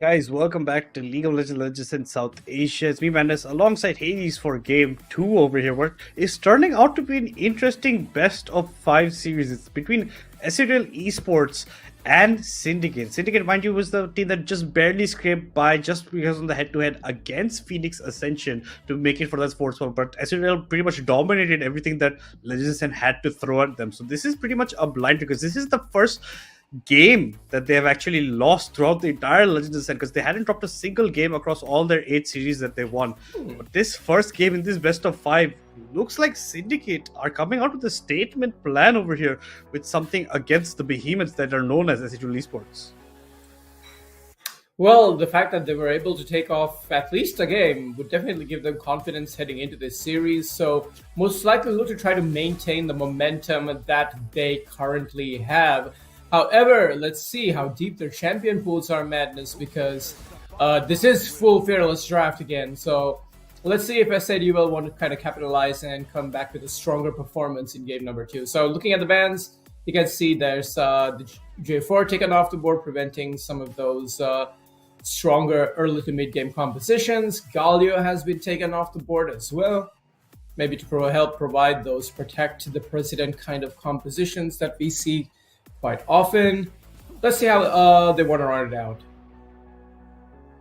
The Wukong ban against Deadeye is definitely make sure. Maybe even get to see Nefiri if they're actually going to be targeting or they're not afraid of the Nefiri. We saw a Lulu ban in the first game. We see a Melio ban over here. So we're getting some adaptations coming out over here. I think Lotus won't be picking up the Yunara anytime soon, given that he had a bit of an abysmal laning side, albeit he was pretty good later on in those games. But it looks like the favored Zinja of Deadeye is actually not going to see. This is where you're going to put pressure on one of the guys with the smaller champion pools on the side of Syndicate. You're going to target him quite a bit, get away his champions that he is comfortable playing, that he likes to actually pilot. His Trundle is still left open if that's something he wants to go for. The Diana ban against if Infi makes complete sense. So Syndicate only changing up from the Lulu to the Melio this time, depending on what they want to run, maybe how for that side. But the Kaisa gets first pick for Lotus. Now in a ADC, he's way more comfortable than Yunara, just given how close by Yunara was released. So now let's see what Syndicate will be pulling out. Will they want to get roaming support? If they do, I think Harambe is going to be pulling out his Ezreal. But no, it's going to be the Ashe getting picked up. Mind you, Braum is still open if a team wants to pick it up. The Ashe Braum combo is always deadly on the bot side. Was you have to be a Nautilus bit careful of getting frozen. No, Nautilus wasn't. Nautilus is also a good combo coming in, but I think it's going to be that Braum that's going to get hacked up with Triossi. I spoke to Triossi before today only, sometimes during the general, chats in the LOL SA Discord, and he was like, Braum is my favorite. I consider myself one of the best Braums in South Asia, so that's a big statement coming from him. Let's see how well he can prove it over here. And just speaking about champions that people are familiar and love to play, it looks like Nico gonna get locked up for Kratos over here. That's what they're hovering. That's something that he definitely loves playing, and that's definitely what's gonna get locked in here. I mean, good. It's really good for the team fights, and also Nico can just be so annoying and very deceptive. If you're roaming properly on Nico with their being vision taken off the enemy team, she can always end up being one of many champions amidst many things. So some good poke as well. However, it's going to be quite a neutral lane. Obviously, Nico would be having a much easier time against the Braum, considering Braum is a melee support champion that provides more peel and real engage. But like you were saying, the Nefiri has been left open and will get locked in here for the jungle. So this would be them kind of rounding out their first rotation of picks here. So Syndicate having some pretty good, early game damage and also, peel and protection. The scaling seems to be pretty good as well. While S8UL, on the other hand, had picked up a trundle for themselves. This can be flexed, of course. It can go top lane. It can go to the jungle as well. So let's see what they exactly want to do. But they continue to keep focusing on some of these strong potential mid lane picks like the Diana, like the Syndra. Let's see how the response is going to be. Gwen has been taken off the board. So preventing them that option of an AP top laner is actually really good choice of pinching that side of the champion pool just a little bit. Also, Gwen, ideally a champion that's, excels really well if, given any avenue or agency in the game to be proactive or even get a slight lead. Let's see if they're going to continue on this mid-top side ban focus or if they're going to... Oh, Katarina has been actually taken away. Because, it's in his name. Like, if you don't ban this champion, you probably kind of forget. So, yeah. No surprises there. And finally, the last ban, let's see if it's going to be another top side ban. Maybe something like a Mordekaiser, ban another AP top laner, maybe. Oh, instead they banned the Orianna. That's a continuation of game 1 actually over here. But the Katrina ban against Catbot, maybe not the best, because we've not seen him actually pick up the Katrina, no matter, even if it's been left open throughout the tournament. Maybe something he's going to be picking out in later stage. I don't think he's going to be picking out in game 2 necessarily over here. But it looks like we're going to have an Aurora getting picked up. This is probably going to go in the hands of Crown. It does have a tendency to play this Aurora on the top side, but no, if it's going to get switched from the way, that's definitely going to be going in the hands of Kagura. So now it's up to seeing what the counter is going to be for S8UL Esports Plus, where we will be seeing this trundle going at the end of the day. But yeah, it was the bot side of Syndicate that was dominating in the early game last time, and that's why S8UL Esports have to keep in mind they can't go for those extended trades early on. They have to be a bit wary of those factors. The Mel getting hovered. I don't think we've seen Catbot play Mel as of yet. This could also be a Catbot Nico and Kratos Mel. They can switch it up just depending on how they're feeling with it. That's how well these guys can interchange their champions, their roles, and how they like to switch it around sometimes. And they've got some tricks up their sleeve that they haven't pulled out, given that they weren't challenged quite a bit as much as they would have liked to during the league stage of Legends Ascent. Now this is basically their first loss throughout the entire Legends Ascent, so maybe they will be looking to pick up some wins over here, like maybe pull out some things that we haven't seen. And with that Aatrox getting locked in for RTO on the top side, that's going to be Infi piloting the Trundle in the jungle, and we're yet to see what the Nico and that Mel will be going. But what will Crown actually end up picking against the Aatrox in the top side? A Fiora's not bad, just with the dashes you have. It's a good matchup for you. They don't have... Yeah, hard engage other than for Nashor. Yeah, exactly. They don't have a lot of hard engage. They bring in the Gnar coming in for Zuko. You have the range ability, you have the Mega Gnar ults coming in, maybe get a good exchange, but that's very, very situational depending on how you're going to actually start off these fights. So it's like you said, it's a bit of a tough time to actually get in for engages and start off these fights, and they're going to actually try to dominate in their solo lanes and try to get the lead that way so that the team fights can get a bit mellowed out in their favor. Yeah, and just looking at this composition, they're going to have to play around like Gnar's transformation windows, which means that they're basically giving S8UL a lot more control and agency in the game. I would have maybe liked to see something like maybe even a Malphite, maybe something like even a SYN. Yes, they're not really the easiest matchups into something like what's the top laner that S8UL had? Aatrox.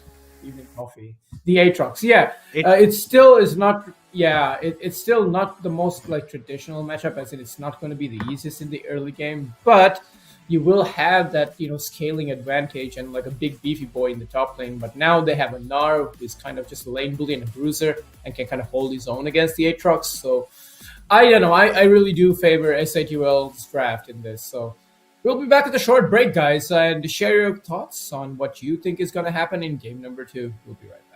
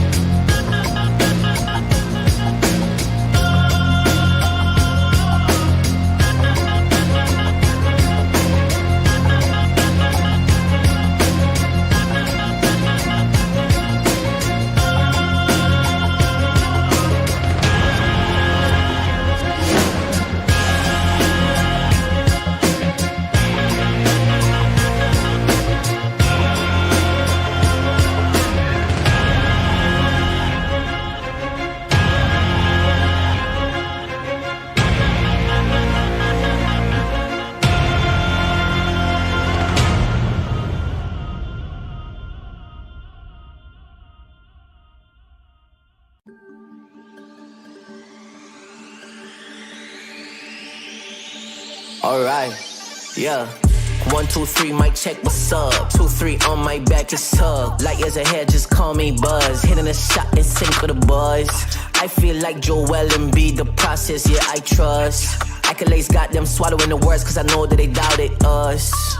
Touch her, touch, can't touch this. I know they throwing that dirt on my name. When I check on my tag, it be spotless. Look in the mirror and snap my fingers and point like you know you got this.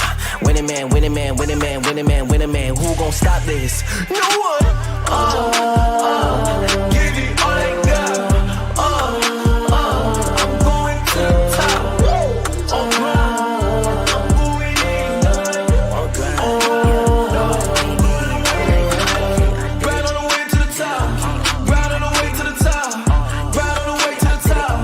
Right on the way to the top. I'm going in. Live deep. The letter I stick it. I came from the bottom to the top, but I'm not finished. I just needed me a minute. Standing attention, lieutenant. I gotta get up and get it. All I'm focused on is winning.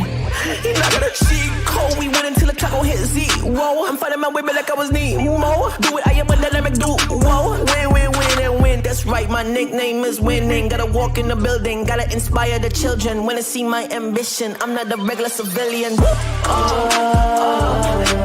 all I got. I'm going to the top.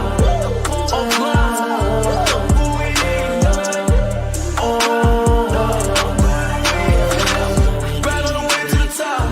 Right on the way to the top. Right on the way to the top. Right on the way to the top. Did it, I did it, I did it. All time. I'm going in. Got me like, all grind. Woo! Gotta go up to the top, won't stop. I'm gonna be the man, yeah, I gotta cut a knot. Really haters really on me, tryna take my spot. But we go up, yeah, we never gon' drop.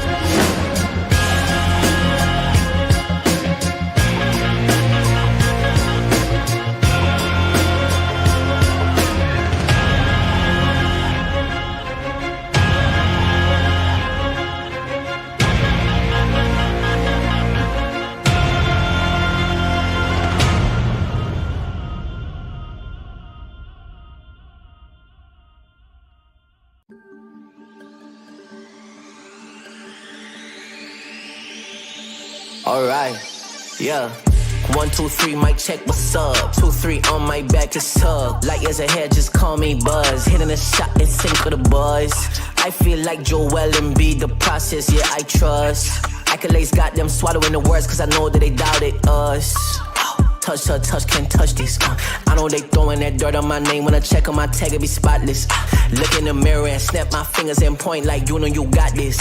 Winning man, winning man, winning man, winning man, winning man. Who gon' stop this? No one. Give it all I got. I'm going to the top. I'm going in. Right on the way to the top. Right on the way to the top. Right on the way to the top. Right on the way to the top. I'm going in. Flip the letter I stick it. I came from the bottom to the top, but I'm not finished. I just needed me a minute. Standing attention, lieutenant. I gotta get up and get it. All I'm focused on is winning. And I got a cheat code. We win until the clock gon' hit Z. Whoa, I'm fighting my way back like I was Nemo. Do it, I am a dynamic dude. Whoa, win, and win. That's right, my nickname is winning. Gotta walk in the building, gotta inspire the children. When they see my ambition, I'm not a regular civilian.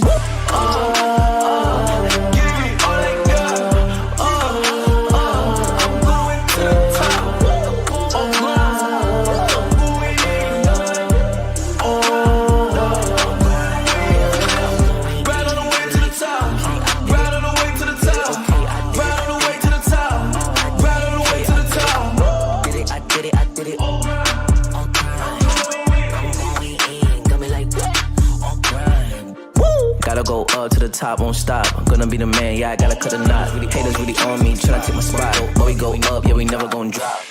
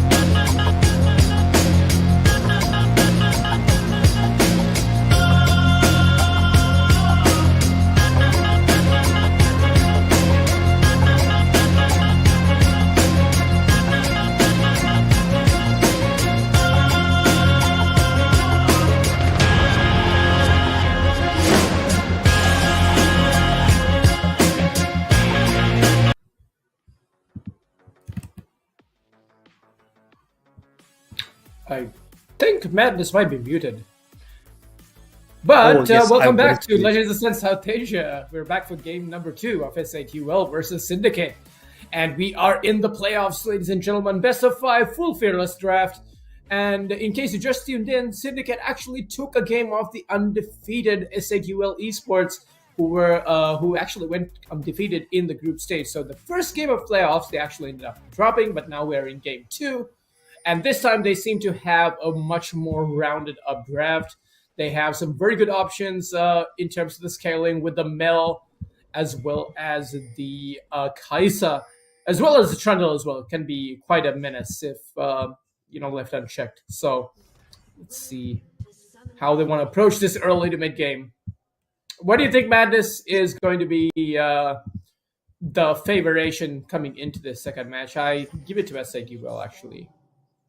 I do give it to S8UL also, but the bot lane is something we're going to have to keep on focus. The bot lane was honestly lacking from Lotus and Kratos last time. They could not do their job as well as they would have liked to. Maybe that's also because Lotus maybe not that used to Yunara at that point, and even Kratos was a bit lacking in how his Rakan was playing out. Not maybe best of comps actually to play the Rakan again. But now I think this is the first time we get to see Infi on the Trundle. That's going to be very exciting. We've seen Deadeyes quite a few times already on the Nefiri. He seems very comfortable on that champion. The Huey gets picked up for Kagura. The Mel will be looking very comfortable as well. For Catbot, I don't think we've seen him playing it that much, but I'm pretty sure he's very accustomed to Kratos and his very signature Nico in the bot side. And I think we're still just seeing testing out. With the Braum, I might have liked to see maybe a bit of aggroness coming in for them. But mind you, in the first game, S8UL Esports had all grouped up as 5 men gone bot side, burnt the flash from Trioxy, burnt the what do you call ignite from Kratos, that led to a bit disastrous in that early level 1 where Kratos' Ignite wasn't up. They couldn't do much in those exchange, and it was a bit of a tough time for them. But mid starting out the way you would assume it to. Bot side Trioxy maybe looking to walk a bit forward over here. The Q does connect onto Lotus. Lotus has to be careful for dodging some of these, but Trioxy ends up taking quite a bit of a beating for his early exchange. The stun, double stun coming in from Kratos over here, and Haram Avenger has to be a bit on the back foot now, given that the Q misses from the Braum, not much on that side. But both junglers have on the bots, top side of the map will be looking to be making their way bot side, but no, over here, nice stun comes in from Kratos, but Lotus has to be a bit careful. Another 2 autos, he would be locked up in place. Good trading coming out over here. This is exactly what happened in game 1, and it was when Syndicate actually came out on top over there. Yeah, and you can see Catbot is also applying pressure on this way, who early game does tend to struggle a little bit. Does need at least maybe to land some good poke in order to win the extended trades. And now you can see Harambe is actually trading back onto Lotus, using his range to kind of bully this Nico and Kai'Sa back a little bit. Because, of course, they are going to have the advantage in the early levels, considering Nico can just poke them out. It's a good thing that was actually nerfed a little bit, the Nico, because otherwise the poke from the Q early game was just so toxic to deal with for most champions. And you can see that Harambe and Trioxy want to try to avoid taking as much damage as possible to try to keep themselves alive, because they don't really have any kill threat, save for when the Nefiri does look to try to join the fray. And you can see the Nefiri will be going for a full clear, maybe looking to hover around bot side. Hawkshot being used to try to scout out where the enemy jungler might be. Yeah, I don't see they actually catch anything on that point. The Hawkshot doesn't connect, but Trioxy's gone in pretty deep. Harambe is following up over here. Kratos might get locked up into position. Does Clone get out? Scuttle now getting started over in the river. That's where Dead Eyes and Infi will be meeting. It's about which the bot lane will be moving over faster at this point. Infi, you have to be careful. You did pick up the Scuttle. You do have the advantage over there. You got the press of the attacks. Dead Eyes now might be the problem. Catbot flashes over Dead Eyes. So that's a nice flash pillar by the turtle. Secures the kill notes. Catbot actually ends up picking that Trioxy for his problems coming in the bot side. Has to flash jump to Kagura to get to safety. First blood going over to S8UL Esports. Infi picks up the Scuttle, picks up the kill onto Dead Eyes, and now it looks like S8UL is the one with the good start to the early game. Yeah, I think that maybe that play should have stopped the moment Trundle got the Scuttle Crab. I don't think Nefiri really wants to try to engage. I'm not sure what the idea. They don't have enough damage or lockdown to kill the Trundle anyway. It was full HP. What he could have instead done is just look to try to get his reset, knowing that he's lost both Scuttle Crabs. I think maybe that's why, because he lost the one on the top side and was going to lose the one on the bot side. So maybe he thought, okay, maybe I should try to get this one back and maybe try to get a kill back, but didn't work out for them. The Braum ends up having to burn his summoner also on top of everything that happened. And you can say that a very good recall has been taken by Lotus and Kratos in the bot lane, which would allow for them to come back to lane, maybe not miss more than just one minion that will go to the turret. But apart from that, sitting quite comfortably in the bot lane. 28 CS to 25 on the recall, so slight advantage. Ooh, Infernal Chains almost connecting, but Nar is able to walk away from that. Catbot tried to be a little cheeky there and reflect one of the projectiles coming back his way. As this way, button mashes and tries to, prevent himself from losing any further in this mid lane, because he is behind at least 13 CS at this point. And it's only not even 6 minutes into the game right now. Yeah, definitely. And you can see Ash picked up a cull on her last back. Now we'll be looking to get the stacks up. Nice reflect coming from Capra, plus the stun onto Kagura. But you're going to need a third shot for troubles. Here comes the ultimate. He actually gets the kill. The execution was there. This is solo Polo coming in for the Mel against the Hui in the mid-side catbot. Yet again, proving why he's one of the best mid laners in South Asia. Just look at the combo coming in. Nice reflect. Plus, you get so much Q damage. Plus, you can see the execution was stacked up over there. The ult comes in from catbot. There's nothing Kagura can do to live over there. He ends up going down. Now, with that added mid prio, they'll be looking to pick up the Drake Traps. He might have to be careful. He's walking very forward over here. This He time doesn't have land from Kratos. flash. Lotus will be looking to pick up on it, but yeah, he does not have flash, but he does have the jump to get over to Harambe Avenger. Drake does end up getting picked by S8UL Esports Ocean Drake. That be it over here. So first Drake of game going towards their side. Already you can see they've already built up a very steady 2k gold lead compared to what game 1 was, where Syndicate had majority of that gold lead. By this point, they were dominating in the bot side, but now you can see that they're fighting on equal stands, especially now Lotus has the CS advantage of around 10 onto the Ashe. He does, and also on top of that, it's helping because Kratos is just being able to just kind of zone them away, make it kind of difficult for them to really step forward to do much.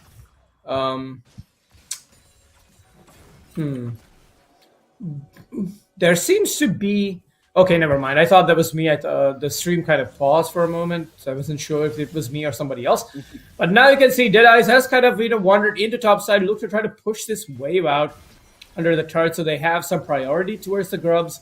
But yeah, you can see Catbot showing that he doesn't even need his Katarina in this. He's picking up the Mel, who is going to have the advantage in the early to mid game because she does outrange the Hui, and Hui does need a few items before he becomes a threat. Okay, Ignite being thrown down here, barrier being used by Harambe. He is fighting a little bit aggressively. He does have his lethal tempo fully stacked up here, but Deadeyes is being just zoned away from his own jungle. He's rooted and actually killed. So feats of warfare claimed by S8UL Esports, who are now basically in the jungle of Syndicate and taking the red buff. Flash having to bleed bone from the Nara as well in the top lane as the World Ender was used by RTO. So advantages right across the board for S8UL Esports. Yeah, and all their kills actually go over to Catbot, so he single-handedly picks up a lot of the gold for himself, has picked up the feats of strength for his team, now gets rooted up into place by Kagura. You're fighting quite a bit here, deep. You do have the ultimate, but you don't land the stun on to Kagura. Kagura can actually go for the snipe here if he gets in in, but the snipe does miss out. He needs one gets away. Nice reflect comes in. He does get the stun in. He does get the Q, but the execution wasn't there. But with the last auto actually ends up picking up the kill. That was a heavy exchange going on that side. Not sure where we are over here in the replay, but that was a very interesting point. But at the meantime, because of that fighting going on that side, because Zuko had also lost his flash top side, that does allow a lot of priority towards Grubs, and that's picked up by Envy. So 2 out of the 3 epic monsters already claimed by S8UL Esports. The first 2 jungle objectives claimed by them. Harambe is still not being able to assert dominance bot side, and now more items coming, some items coming in recoverable for the Kaiser. A lot of attack speed coming in for him. That's going to be good against the Ashe. Nice stun lands from Kratos. He's barely missing any one of these, but he's doing a fantastic job as of now. It looks like the Mel, maybe after next recall, will be looking to pick up something else for herself, but no, she's just a bit shy of the gold for that Blackfire Torch. Has picked up a Dark Seal instead. Catbot always says that he won't pick this up in a competitive game, but he looks to be picking it up on the Mel as of now. Ward being cleared out by Kratos in the bot side tri-bush. Lotus just going for his usual poke. Kagura trying to clear out this pink ward. Catbot's going to be looking to get some poke of his own, but the distance is enough. Not much else amounts it. At the end of the day, it's 3k almost goal lead for S8UL Esports over here, with them being 4-1 in kill advantage. Yeah, and it's not even 10 minutes into the game, and they have such a big lead, and all the lanes are ringing out in terms of in jungle. The difference in the monster camps is pretty significant as well. And you can see that even on the top side, it's a 10 CS a lead to the Aatrox against a Gnar who traditionally is a lane bully and can kind of prevent Aatrox from really doing much in the early game. But still, though, that just doesn't mean that S8UL will have the tempo and control of this game in the early quadrant. And you can look at the amount of damage. Oh my goodness, he needs to be very careful here. One more combo and he's probably going to die from this Mel. So forcing this way back on restart, but here comes the ultimate from Dedyes. He's going to jump forward, uses Q1, hits Q2, he's going to get that kill, but in the meantime, the response is dive on top of the Ashe, and they are able to get 2 kills plus a turret plate are going to probably pick up even more. So even though you can see some signs of life from Syndicate, S8UL have the answer on the other side of the map. Definitely do have the answer. Nice dive in the bot side. You pick up 2 more kills for yourself. You get the flash for the cat bot, which might be good in later advantages, but that's a lot being burned from Deadeyes as well. He has to flash forward to get it, but it's still a 2-for-1 across map trade in favor of S8UL Esports, and they are just looking to pick up the next jungle objective. This is going to be the Drake that's coming up to actually lock in the feats of strength. The Aatrox playing it a bit cheeky, sitting in the bush, letting Zuko walk up. Zuko goes mini Nar, and that's where RTO is choosing to strike now.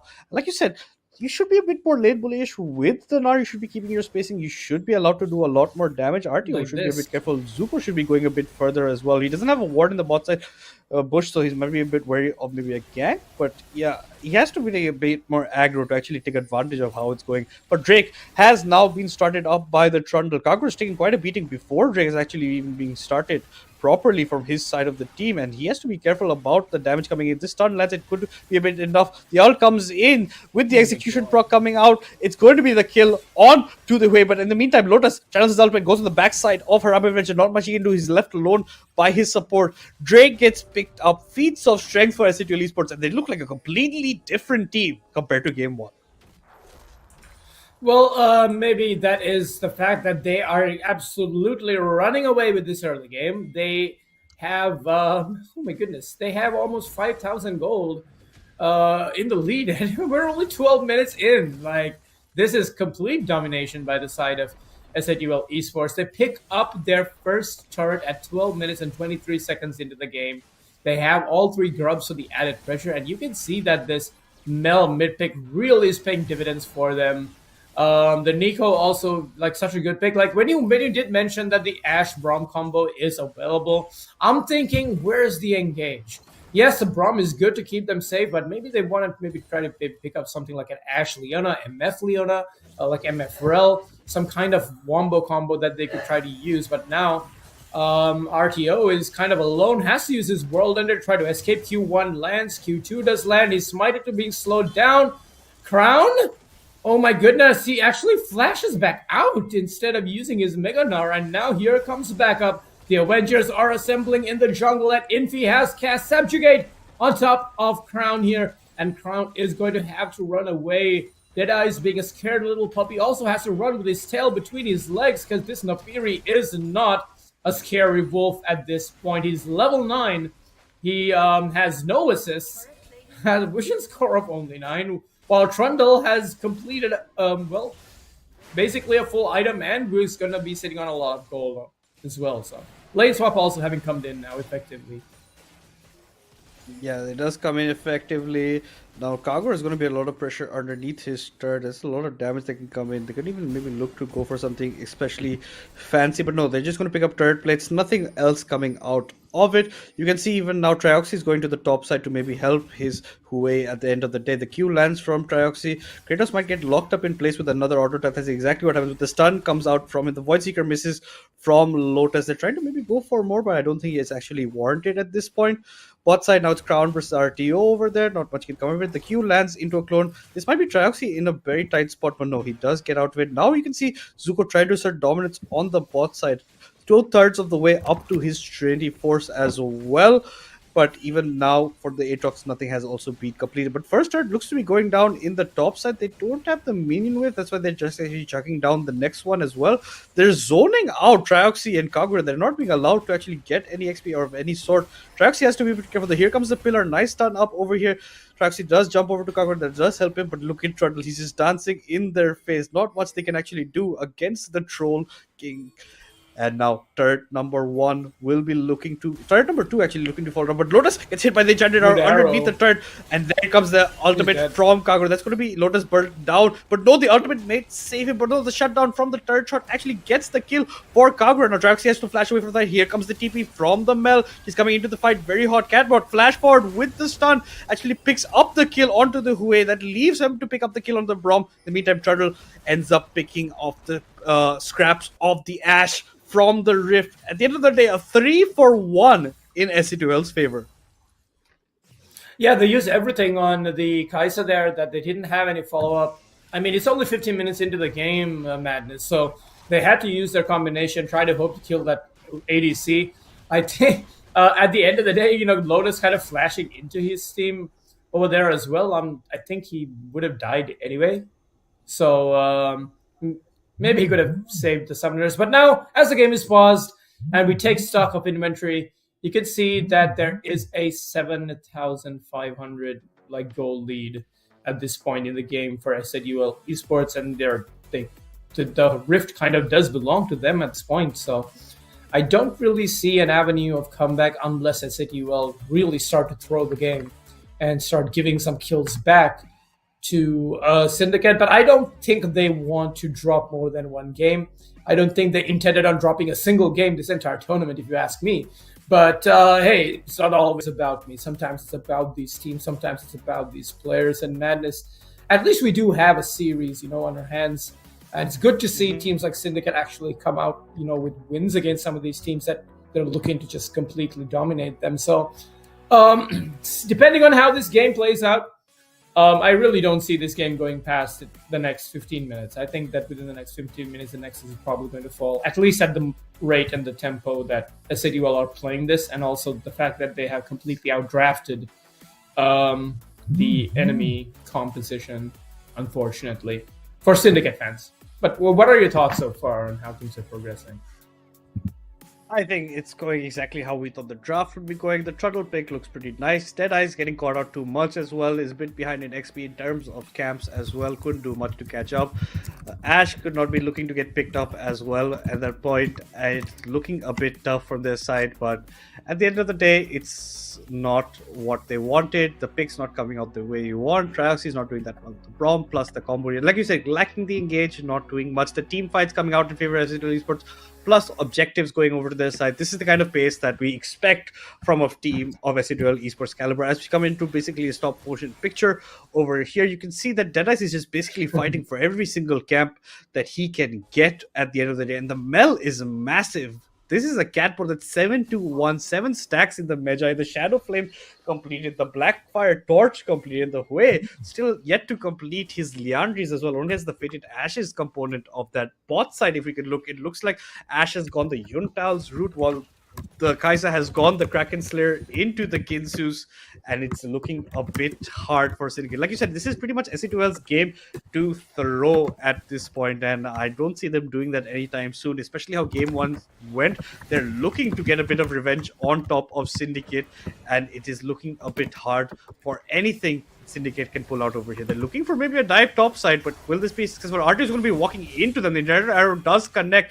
RT, not many places you can go to the world, and it comes in. He's getting a lot of massive lot. Avenger has to be a little careful. He actually gets the kill onto the Ash, and he's still healing. He's not even going down in this fight. He's actually going to be channeling even more. One more auto gets another heal off. That's exactly what he goes for. He's going to even get the kill on Traxy. And now Syndicate have to run behind over here. It was a 1v4. The rest of their map is in shambles, and even then RTO comes out with a 1-for-0 in his favor. Yeah, well, where's the anti-heal? Oh wait, never mind, they don't have gold. They don't have items. This is bullying. At 17 minutes into the game, Lotus is probably going to try to keep his support alive. Kratos having to flash away, but there's going to be a dead Nafiri. Ooh, Void Seeker doesn't connect. Minions are in the way. And look at this absolute domination. I mean, they're losing tier 3 turrets in the bot lane. Herald is being driven into the mid lane turret. So my Uber is going to crash the enemy base. It has to be smited away, but Trundle is not done. Spiraling Despair as well as a combo on top of it. They're trying to throw everything and the kitchen sink at this Trundle, but he's still not dying. And you can see poor Ash Rooted is killed by this Mel. Mel is OP. For those who are sleeping on this champion, she is actually insane if given agency. At least the way the Catbot has been piloting this champion. 9-2-1, 450 gold. You can see Crown is trying to get something back, but it's not going to matter. He's going to die as well. You can see that Deadeyes is going to try to get at least something back. He's able to pick up 1 kill. He's able to pick up 2 kills. Does go down. Spectral Maw on top of the Mel is able to get down, but Ignite is ticking, and YYZ is able to survive that. Actually able to get the shutdown on the Mel. And Kratos now the last person to stay alive ends up going down Minions? from the side of S8UL. Oh, well, okay, some kills back. They actually got some kills back. They got 4 kills back in their favor, which would, kind of narrow down the gold lead. But it's still more than 10,000 gold, and we're not even 20 minutes into the game, madness. Yeah, 11,000 gold in SC12's favor at 19 minutes is insane. They've already taken down the mid inhibitor plus the bottom inhibitor. And even then, Kagura looked like he was maybe even going to die to the minions at the end with the stun that comes in from Kratos, with the damage that comes in from him.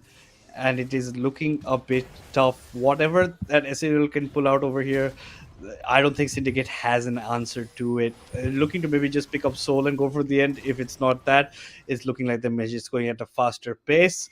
Every single jungle objective picked up by S8UL Esports, and they are looking to make the statement of why they have been undefeated so far, Legends Ascent, until that game 1 in the series.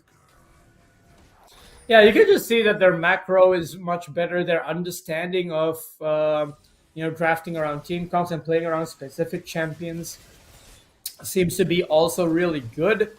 Now you can see in this that they were choosing not to really play around any specific lane, but just look to play very calculated textbook League of Legends. And that's exactly what they seem to be doing. So here comes Kratos with the engaged Pop Blossom, lands on 4 people. You can see that the wave's instantly blown up. Deadice goes into the backline, does assassinate Catbot, but now you can see that other members have also fallen. And right now, YYZZ and Deadice don't even have the backup to get under their own turret. They're trying to run away, but I don't think it's gonna matter. The goal difference is too big. The item difference is too big. And that is 2 kills picked up, as well as the top side. They don't even need the third inhibitor to win this game. And at 21 minutes, 20 minutes and 59 seconds, the Nexus falls. 22-9, 10 turrets to 0, an absolutely dominating game from S8UL Esports. An appropriate response given how game 1 went for them. Now they're showing why they are. They're pretty much this third fastest time I think we've ended a game in Legends and so far, and all 3 top times are by S8UL Esports. That just shows you that they like to keep this pace up. They like to go for those snowballs, like to go for those early wins, and I think a lot of it is on that early game with that Mel over there, with Lotus surviving, with RTO just being a monster that is impossible to take it down at the end of the day. This is the S8UL one. They're getting on much more comfortable picks what they had in game 1, now showing you what a good draft looks like for them, and they are dominating against Syndicate. Let's see if Syndicate has anything in the drawing books, if it has anything that they can actually get back with the answer to this, because this is not what they were expecting given how game 1 went for them. Now the series is tied up 1-1. It might be a bit of a problem. I don't see it going any other way right now. I think the predictions Kagami had said in the beginning of 3-0 might just become a 3-1 at this point, given that how S8UL Esports is performing.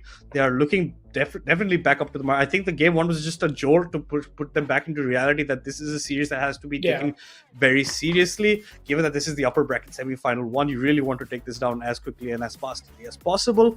But Syndicate has to think about it. The Ashe Brom pick not getting the agency they wanted in the bot side, given that this is where Syndicate actually tries to blow open games from, given how their past history is. The bot side is very, very important.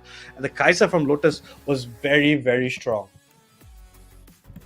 Yeah, and you can see it's just reflected in the stats here, guys. You don't need to be good at math to figure out what type of a landslide victory this was in this game number 2 for S8UL. So plenty of zeros on the side of Syndicate, and just a lot of numbers and graphics on the side of S8UL. They had such a massive lead at 10 minutes into this game that I had a feeling that if they were to continue playing that way, the tempo and snowball is just going to be completely out of control, and Syndicate did have to unfortunately fall victim to this. Maybe if they rounded out their draft to have a bit more engaged, they could have maybe make this game last a lot longer, but that is the exact reason why they lost so fast. And you can see the man on your screen here picking the Mel up in the middle. Look at that cheeky smile and that dimple. Isn't he a cutie? And maybe he's single, ladies. So maybe you could try approaching Catbot for his performance on this beautiful Mel. 10-4-6, 877 damage per minute. Almost Choey like CS numbers at 9 over there, and a goal differential of 11,656. Take a bow, my friend. That was an impressive performance. And a bit of a definitely question against Kagura, because he got like 2 solo kills earlier on against him, and Kagura had no answer for it with the Hue. The damage comes out a bit too late from him. Catbot's already scaled so far ahead. There's so much damage, so many items for himself. His rest of his team is also very strong. Not much can be done in that matchup at the end of the day. But yeah, this is some good picks that actually getting out of the draft. I think because it's Fearless Draft moving on to Game 3, that's where the focus has to be. But I'm a bit more worried about Deadeye's picks moving forward, because I think the Nafiri was the last point of it over here. Given just how it is looking for him, I don't think that much can be answered else. It depends on what else he'll pull out. But to see that, guys, you have to stick around as we take a short break before we head into the action in Game 3.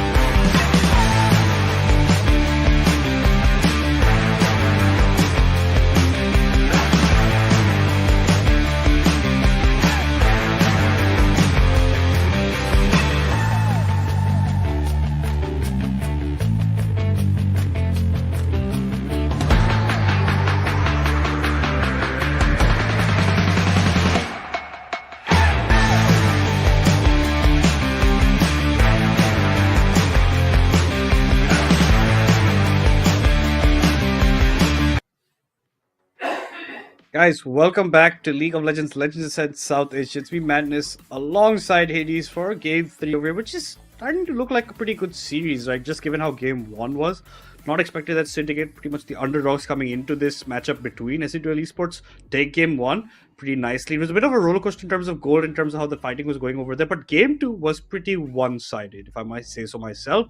S8UL Esports completely had that domination, had it locked under the bag. It, not, at one point, it looked like Syndicate might even maybe get the upper hand. They just never allowed those chances to happen. A lot was dictated by that mid lane, the Kagura versus the Catbot matchup that did not go in Catbot's favor, in Kagura's favor, where Catbot was just dominating that matchup. But now we do get to see a switch up of sides. Game 1, Game 2, S8UL Esports were on the blue side. Now will be on the red side. Syndicate will be taking over here on the blue.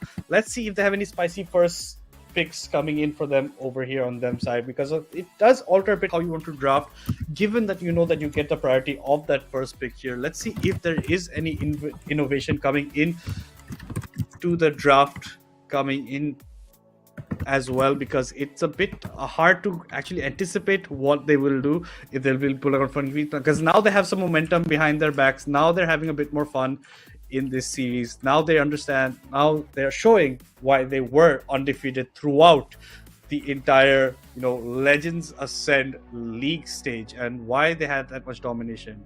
They just look like such a strong team. It's very hard for any team actually to match up against them. I think maybe Lotus a bit more rusty right now. Maybe now picking it up in the paces. Now even that weak side is getting covered up. The chink in the armor does there is no longer there. And I think if they continue to target Deadeye's his champion pool, it might be a hard time to see what he's going to end up pulling out in game number 3.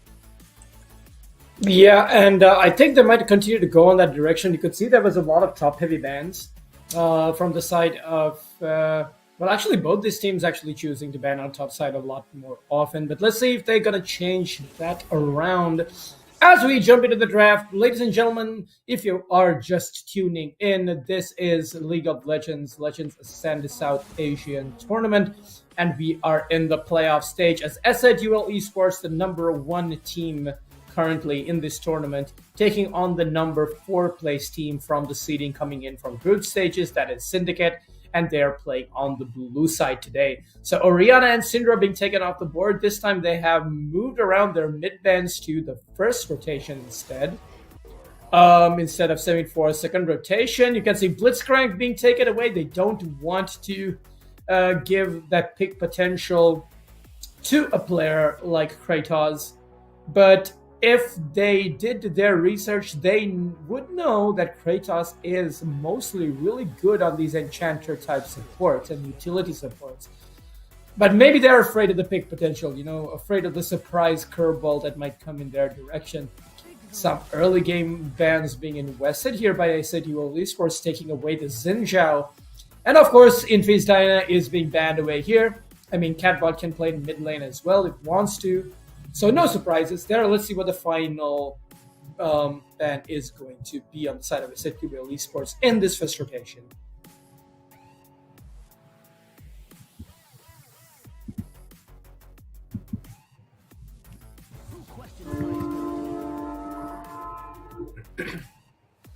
Wukong actually. I'm sorry about that. Yes, as well, the guys. Wukong, yes. Yeah, the Wukong does get banned. I was talking to myself, I guess, at the point because my mic was off. But yeah, the Wukong does get banned. So what I was pretty much anticipating against Deadeye's over here. I think the Jarvan's still left over. Maybe that's the last ditch option that Deadeye's has to maybe actually go for anything in this scenario if he can actually pick it up. And that's exactly what he's going to be going for. He's going to be picking up the J4. And now definitely will be at the end of his pool of what he will actually have. The bans continue the same way in game 4 moving forward. Why Talia? But Pantheon I can maybe see it coming out, but I don't think that's Infi's style. I think maybe at least just to get that early domination that he likes to go for. You can maybe see his Rengar if he's feeling something like that. Azaya Rakan is definitely on the... No, Rakan was picked in game 1, so can't have the Rakan component of Azaya, but we can definitely have the Azaya. But the Gwen is going to get locked up. This is definitely a flex, but most likely will be in the hands of Infi. I don't think RTO is that comfy, and I like this thought process coming out from S8UL Esports because I'm pretty sure Ambe was thinking about picking up the Ezreal for himself, and they are going to snatch that away. Good draft strategy coming in from them. Yeah, and also Ezreal's one of those champions. It's very slippery, has good poke, has good early game, has good mid game, even has good late game, especially if given a lead and has a tempo advantage over the laning counterpart. Let's see what the response is going to be. It's probably going to be some hard lockdown. Are we going to see maybe a Sivir over here for more team fight? You might even see an Enchanter, a Sivir Karma, just for the added safety and disengage. And it's also a denial pick from the Ezreal Karma lane that is eventually something that I'm pretty sure S8UL Esports would be looking to try to pick. So let's see if Syndicate do go in that direction, or if they're gonna go with some hard engage here. Yeah, they're gonna go for a Seraphine. Okay. This is also a pretty good champion, of course, just like his Sona 2.0. And could go mid, could go bot lane in support as well. So let's see what they want to do. So, Leona, okay. The Karma, they should 100% go with the Karma. The Karma Ezreal is so potent in that bot side, but maybe thinking about that engage at the other part, but no, it's going to be the Karma getting locked in with the Ezreal. That is a very hard lane to deal against. There's so much poke coming out. You're going to have to dodge a lot in the times of Harambe, in times of Trioxy being on that Seraphine. You have to dodge a lot. But we're going to head into the second round of banning over here. Let's see what S8UL Esports have in mind. Are they going to lock down some more picks of Crown at the end of the day? Or are they going to target Kagura? I maybe expect Lissandra ban coming out for them, unless Catbot is ready to deal with it. It's the Victor that comes out. I think maybe the second one will be the Lissandra from them. What do they want to ban against Catbot? It's going to be the Kiana that he does focus in quite a bit with. He is comfortable playing that champion a lot and does look to put in the domination when it comes into the lane. And that's exactly what we saw in game number 2 with his Mel. That's the kind of playstyle that Catbot loves, and that's where he actually, prospers in that kind of an environment where he's given these opportunities, where he's given that, that solo 1v1s, and he's going to run away with it. It's going to be the Mord getting banned out against Zuko in the top side. Now, very less options for blind picking if the mid gets picked up here for the side of S8UL Esports, but I think they still want to leave that in the hands of Catbot to get that last pick. Yeah, most likely to try to counter pick on the mid side of the map. Let's see how they kind of want to round up their draft. The Seraphine pick is an interesting choice.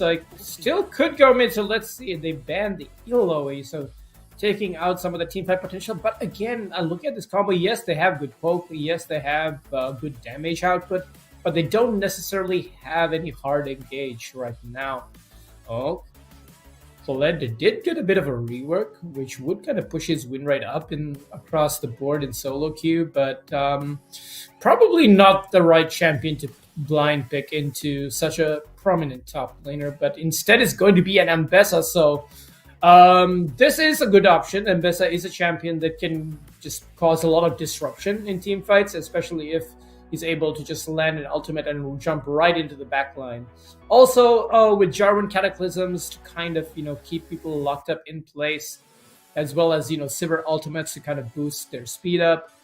It's going to be an interesting pick, and is returned in kind by the other scaling monster in the top side of the map, and that's going to be the Camille that's been locked in for Crown here in the top lane. Let's see how they kind of want to round up their bans. Galio is open here, so the Galio Camille combo along with the J4 Sivir would actually be really good here. It was banned in the previous game, so probably going to be what they pick up here. Yep, that's exactly what they're going to be picking up there. The Galio comes in. Like you said, they didn't actually ban it out this game for them, so they chose the Victor instead. And it looks like Catbot will be piloting Corki in the mid lane. We've seen him time to time on this champion. He sometimes has a hit miss with it, depends on how his lane is going. But Corki against the Galio, pretty good with the true damage that comes out with it. And playing an AD mid laner against Galio forces him to change up his build pattern slightly as well.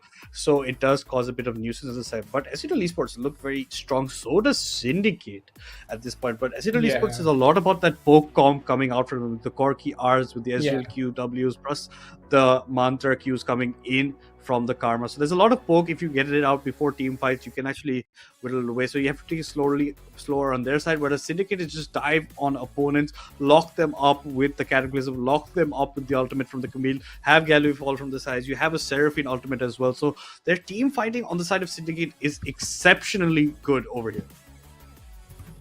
Yeah, and you can see that it's going to be like it's going to get progressively easier for the side of Syndicate, at least as this game goes longer, because they do have that they do have the outscale option.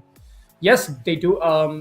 Infi is on a Gwen, who is also one of the hyperscaling champions, and Bessa is also like really strong in the late game. Corki Ezreal is really strong, but a Camille, Sivir, Galio, and Seraphine is quite toxic to really deal with, unless they go for things like Serpent's Fangs to try to break the shields. So yeah, I mean, I'm not sure who I really favor in this draft. I think it's quite a well-rounded draft for both teams, Madness. Actually, but the lack of engage is what I fear for S8UL Esports. The lack of engage, but the poke is good for them. It depends how the poke's going to come out for them. It depends how this bot lane's going to go, especially now that Lotus and Kratos have that priority for themselves in the terms of that they can be actually the bullies in that lane. If they dodge the Sivir Qs, if they dodge the Seraphine Qs as well, their poke back is going to be so much more strong. And Catbot does like dominant. He has the range on the Galio, will be using that for his advantage. In the top side, you did see last time Zuko did not punish that hard with the Gnar against RTO, and that did come back to haunt them a bit later on, because RTO just became a monster at the later stage, especially in that 1v4 where he comes out on top, actually gets that kill for himself and does not even end up dying, while the rest of his team takes so much map pressure across the rift. So that just is something that Crown has to be focusing on, and that's what Deadeyes has to be focusing on. But Deadeyes has picked a jungler that is very, very good in these early stages. He can try and get some lanes ahead depending on the pressure comes for. We know that Catbot does like to overaggress, so if he does end up going for those kind of punishes, it can change how that mid lane is looking for that Galio, and that is something that we have to always keep our eye on.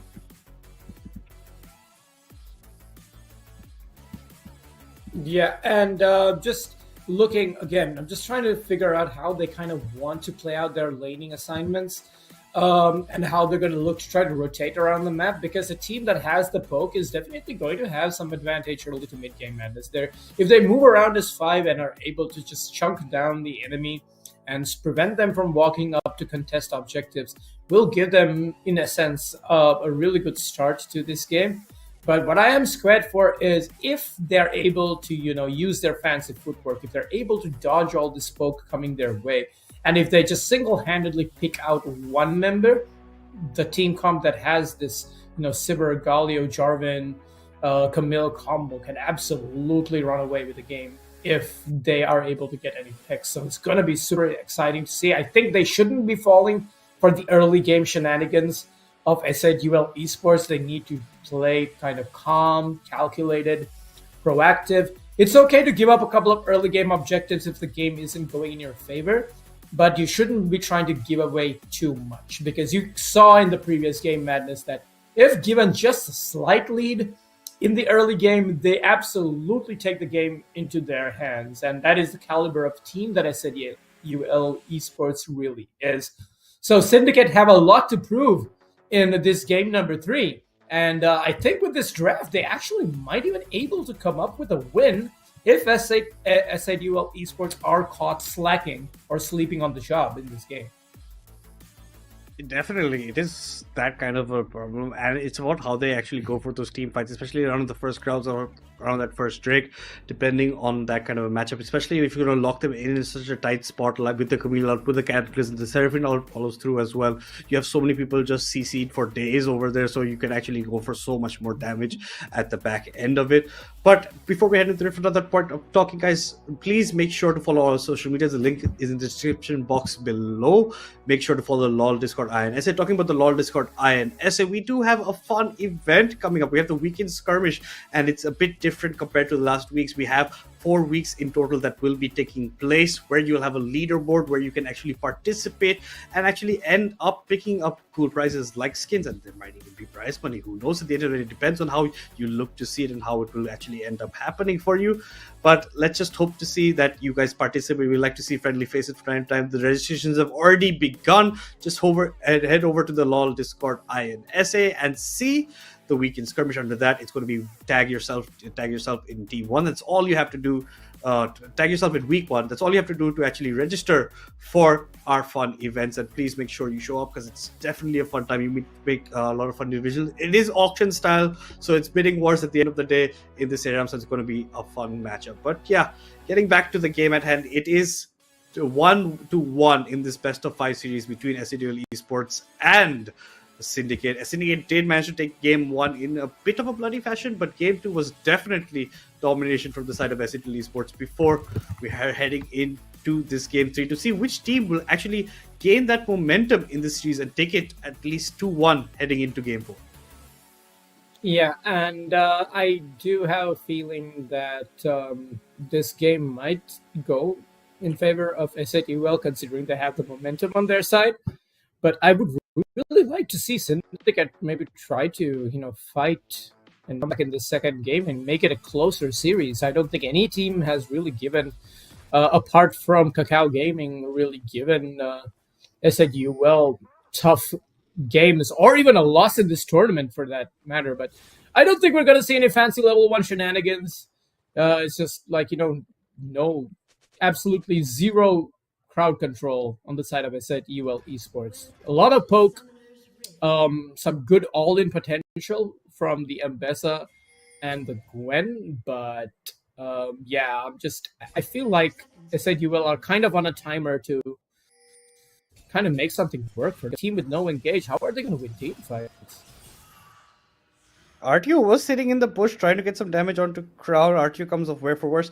But most importantly, this Corki started with Grasp of the Undying in the mid side. Lotus is elected for the newly, not newly, it's been a month or something where the lethal tempo from the SYL has started to come out for a lot of participants, depending on how they favor their own matchup. Talking about the summoners in the bot side, both the ADCs have elected to go for that barrier, as well as both supports going for the heal instead. You see the Camille with the standard TP and Ignite with the Grasp in the top side. RTO just has the TP with his flash, so let's see how that runs. The Ghost for Infi with that Gwen tries to get the snips later on. She's going to be scaling quite a bit as well as the Corki at the end of the day, but it is looking a bit hard in terms of team fights. They have to get the advantage in their solo lanes over here.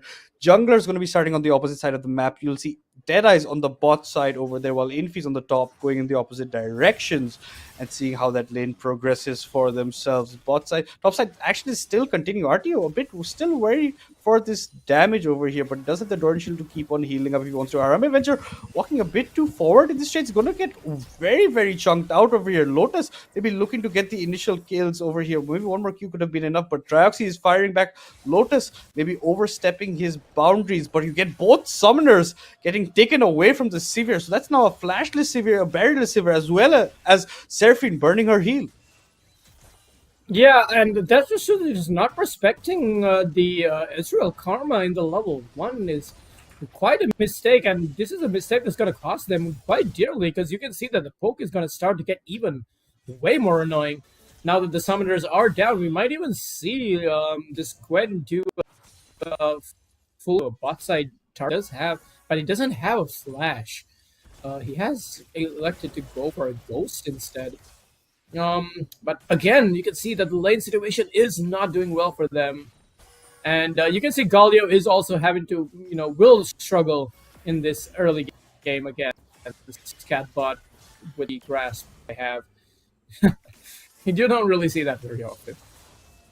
Yeah, you do know. That's why I tried to point out at the beginning, because the Corki with the grasp, see, like you're saying, a bit unusual, but both healing pods being burned at the bot side for the ADCs. But look at this, Deadeye is coming towards the top. This is the early aggression from the Jarvan that we like to see. We do have RTO with his flash. He's going to try to flash the flag and drag. Here comes the flag and drag immediately flashed by RT. Now you have a flash lamp on the top side if you want to go for repeated ganks. Now Kratos flashes forward, gets the root, lands it on to Harambe. Avenger ends up picking up the kill. Also, first blood going over to S8UL Esports. A bit of a spicy play coming in. You can see Kratos comes in with that speed enhancement from the E, lands the root as well onto Harambe. Avenger plus the enchanted Q coming in with the mantra. That's enough with the damage. Ends up picking the kill. Unfortunately, it goes in the hands of Kratos, but at the end of the day, S8UL going to be happy with the play. Almost a 1k goal lead advantage, and Kagura is feeling the brunt of this Corki in the mid lane, already 14 CS down compared to his counterpart. Yeah, I really think he should have gone for a taunt under the turret there. Catbot was playing just a little bit too aggressively. Could have maybe tried to maybe get a summoner or something out of this Corki. But he's just respecting the Corki too much, I feel. Galio is one of those champions that has a lot of good damage, actually, in early trades. So, yeah, even though he is down almost twice the amount of CS as his laning counterpart, the matchup will get easier as the game does progress. So, 4 minutes into the game, S8UL did pick up the first blood, as you pointed out in the bot side by a very good play by Kratos, knowing that Harambe didn't have his summoners, was able to flash forward, secure the root, and get the kill. Things being issued in the bot side of the map, I think they have an idea where this Jarvan is. So they're allowing the lane to kind of be pushed into them on the bot side of the map here. And you can see another aggressive trade. S8UL going aggressively, and Trioxy has to flash, but flash forward by Lotus. Auto attack secures the kill. That's 2 kills picked up at exactly 5 minutes into the game. And now you can see that this is what I meant by looking to try to take the trades, because Galio is really good at that. And RTO also looking to try to land a full combo on the Crown, who is going to land the second part of his Q as well. Plates picked up in the bot lane, and they're already looking at almost a 2,000 goal lead at 5 minutes into the game for S8UL Esports. There's also a lot of the CS difference the Corki has accumulated for himself, plus the 2 kills picked up in the bot side. They are just 1 kill away from the feats of warfare for the side of S8UL Esports right now. Tears picked up for the Corki, Tier picked up for the S8UL plus Akal as well, so he's looking just to keep on stacking. Here comes Kratos again. The Q does miss out. RTO now is flashless, remember, because of the previous gang. Yep. Nice zip line from Crown, dodges most of the damage, but the flagging track does not connect. RTO is trying to kite his way out of this. Crown is trying to escape. Nice sweeping leg, should secure the deal. He's keeping his distance. Deadeyes misses another lance over there. RTO is just buying so much time in the meantime, because Drake has been started by S8UL Esports, should be signified for them. Lotus a bit forward over here, does Arcane Shift in a very aggressive. Harm Avenger might be looking to punish this. The heal gets used by Kratos to prevent Lotus from going down, but the root will connect. Lotus has to be a bit careful. His Qs won't connect to the mini wave. Kratos goes down to 1 more auto. That's exactly what happens. Another Q does land from the Savior. Drax is looking to get some more. The barrier gets popped by Lotus just to save his life. And that's the answer for the side of Syndicate. They've actually narrowed the gap from the 2-0 kill margin to the 2-2. Whichever team gets the next kill will pick up the feats of warfare. Yes, indeed. And now I'm just keeping eyes on the summonerless bot lane of Lotus and Kratos. And what does Jarvan have up and available? He has Cataclysm now. So maybe look to try to get a recall and try to do a sneaky lane gank to try to secure that feats of warfare. Tell the rest of his team, hey, kind of played out a little bit safe. Be careful for Gwen, for she is immune. Whew. Good damage there by RTO, actually. But yeah, I feel like Jarvan's play is to try to make on the bot side of the map to secure the feats of warfare for his team. Or maybe we'll go mid. Corki is quite squishy. Doesn't really have much items yet. A battle for the honey fruits has begun, and Crown takes those. Yeah, Crown takes the victory in the battle of the honey fruits. Keeps RTO a bit back. Nice ward dropped by RTO as well in the bush. The R's are landing. Kagura's not trying to dodge many of these from the Corkis. The pork time comes in, but plus the grasp of dying proc comes out from him. Seraphine's coming around the corner. Catbot has to be a bit careful. It looks like Galio wants to go in. He's going to do that exactly off your screen, but Catbot dishes so much damage, not much can actually be done to him. The Galio has to back away. He doesn't even have the TP to come back to win. Deadeye is going to catch the wave instead. Topside, RTO versus Crown. The battle continues to see who's better. The Sheen has already been picked up by Crown, so his Q2s will be doing a lot of damages as well. RTO tries to kite away, especially like he did in that earlier exchange. In the top side, the shield gets proc, so he's not going to lose too much damage from both sides. Actually, over here, the Gwen's picked up a Dark Seal on his return, plus the Codex has that ability Haste over there. Looks like grubs have now been started by the side of Syndicate to try and answer that delayed Drake that was taken by S8UL Esports. I don't think there's going to be much contention. Gwen is on the bot side of the map. I don't think there's going to be much on that side, but still, one kill from each team to actually secure that feats of warfare for themselves. A nice mantra Q lands from the Kratos onto Harambe Avenger. He's already chunked down to around 60%, 55% of his HP. As soon as he came back into the nice spell shield from the Q from Lotus, gets back some of that HP, but is that enough to sustain in a lane like this? Harambe Avenger is having a tough time compared to what his counterpart is going through. Infi is trying to steal chickens away. Catbot might be getting caught out. Dead Eyes is looking to go in. Kagura is just around the corner. Here comes the Cataclysm Flash. Sorry. Infi goes away. Why didn't he get locked up? I do not know at the end of the day. But here comes the unstoppable force from the heavens.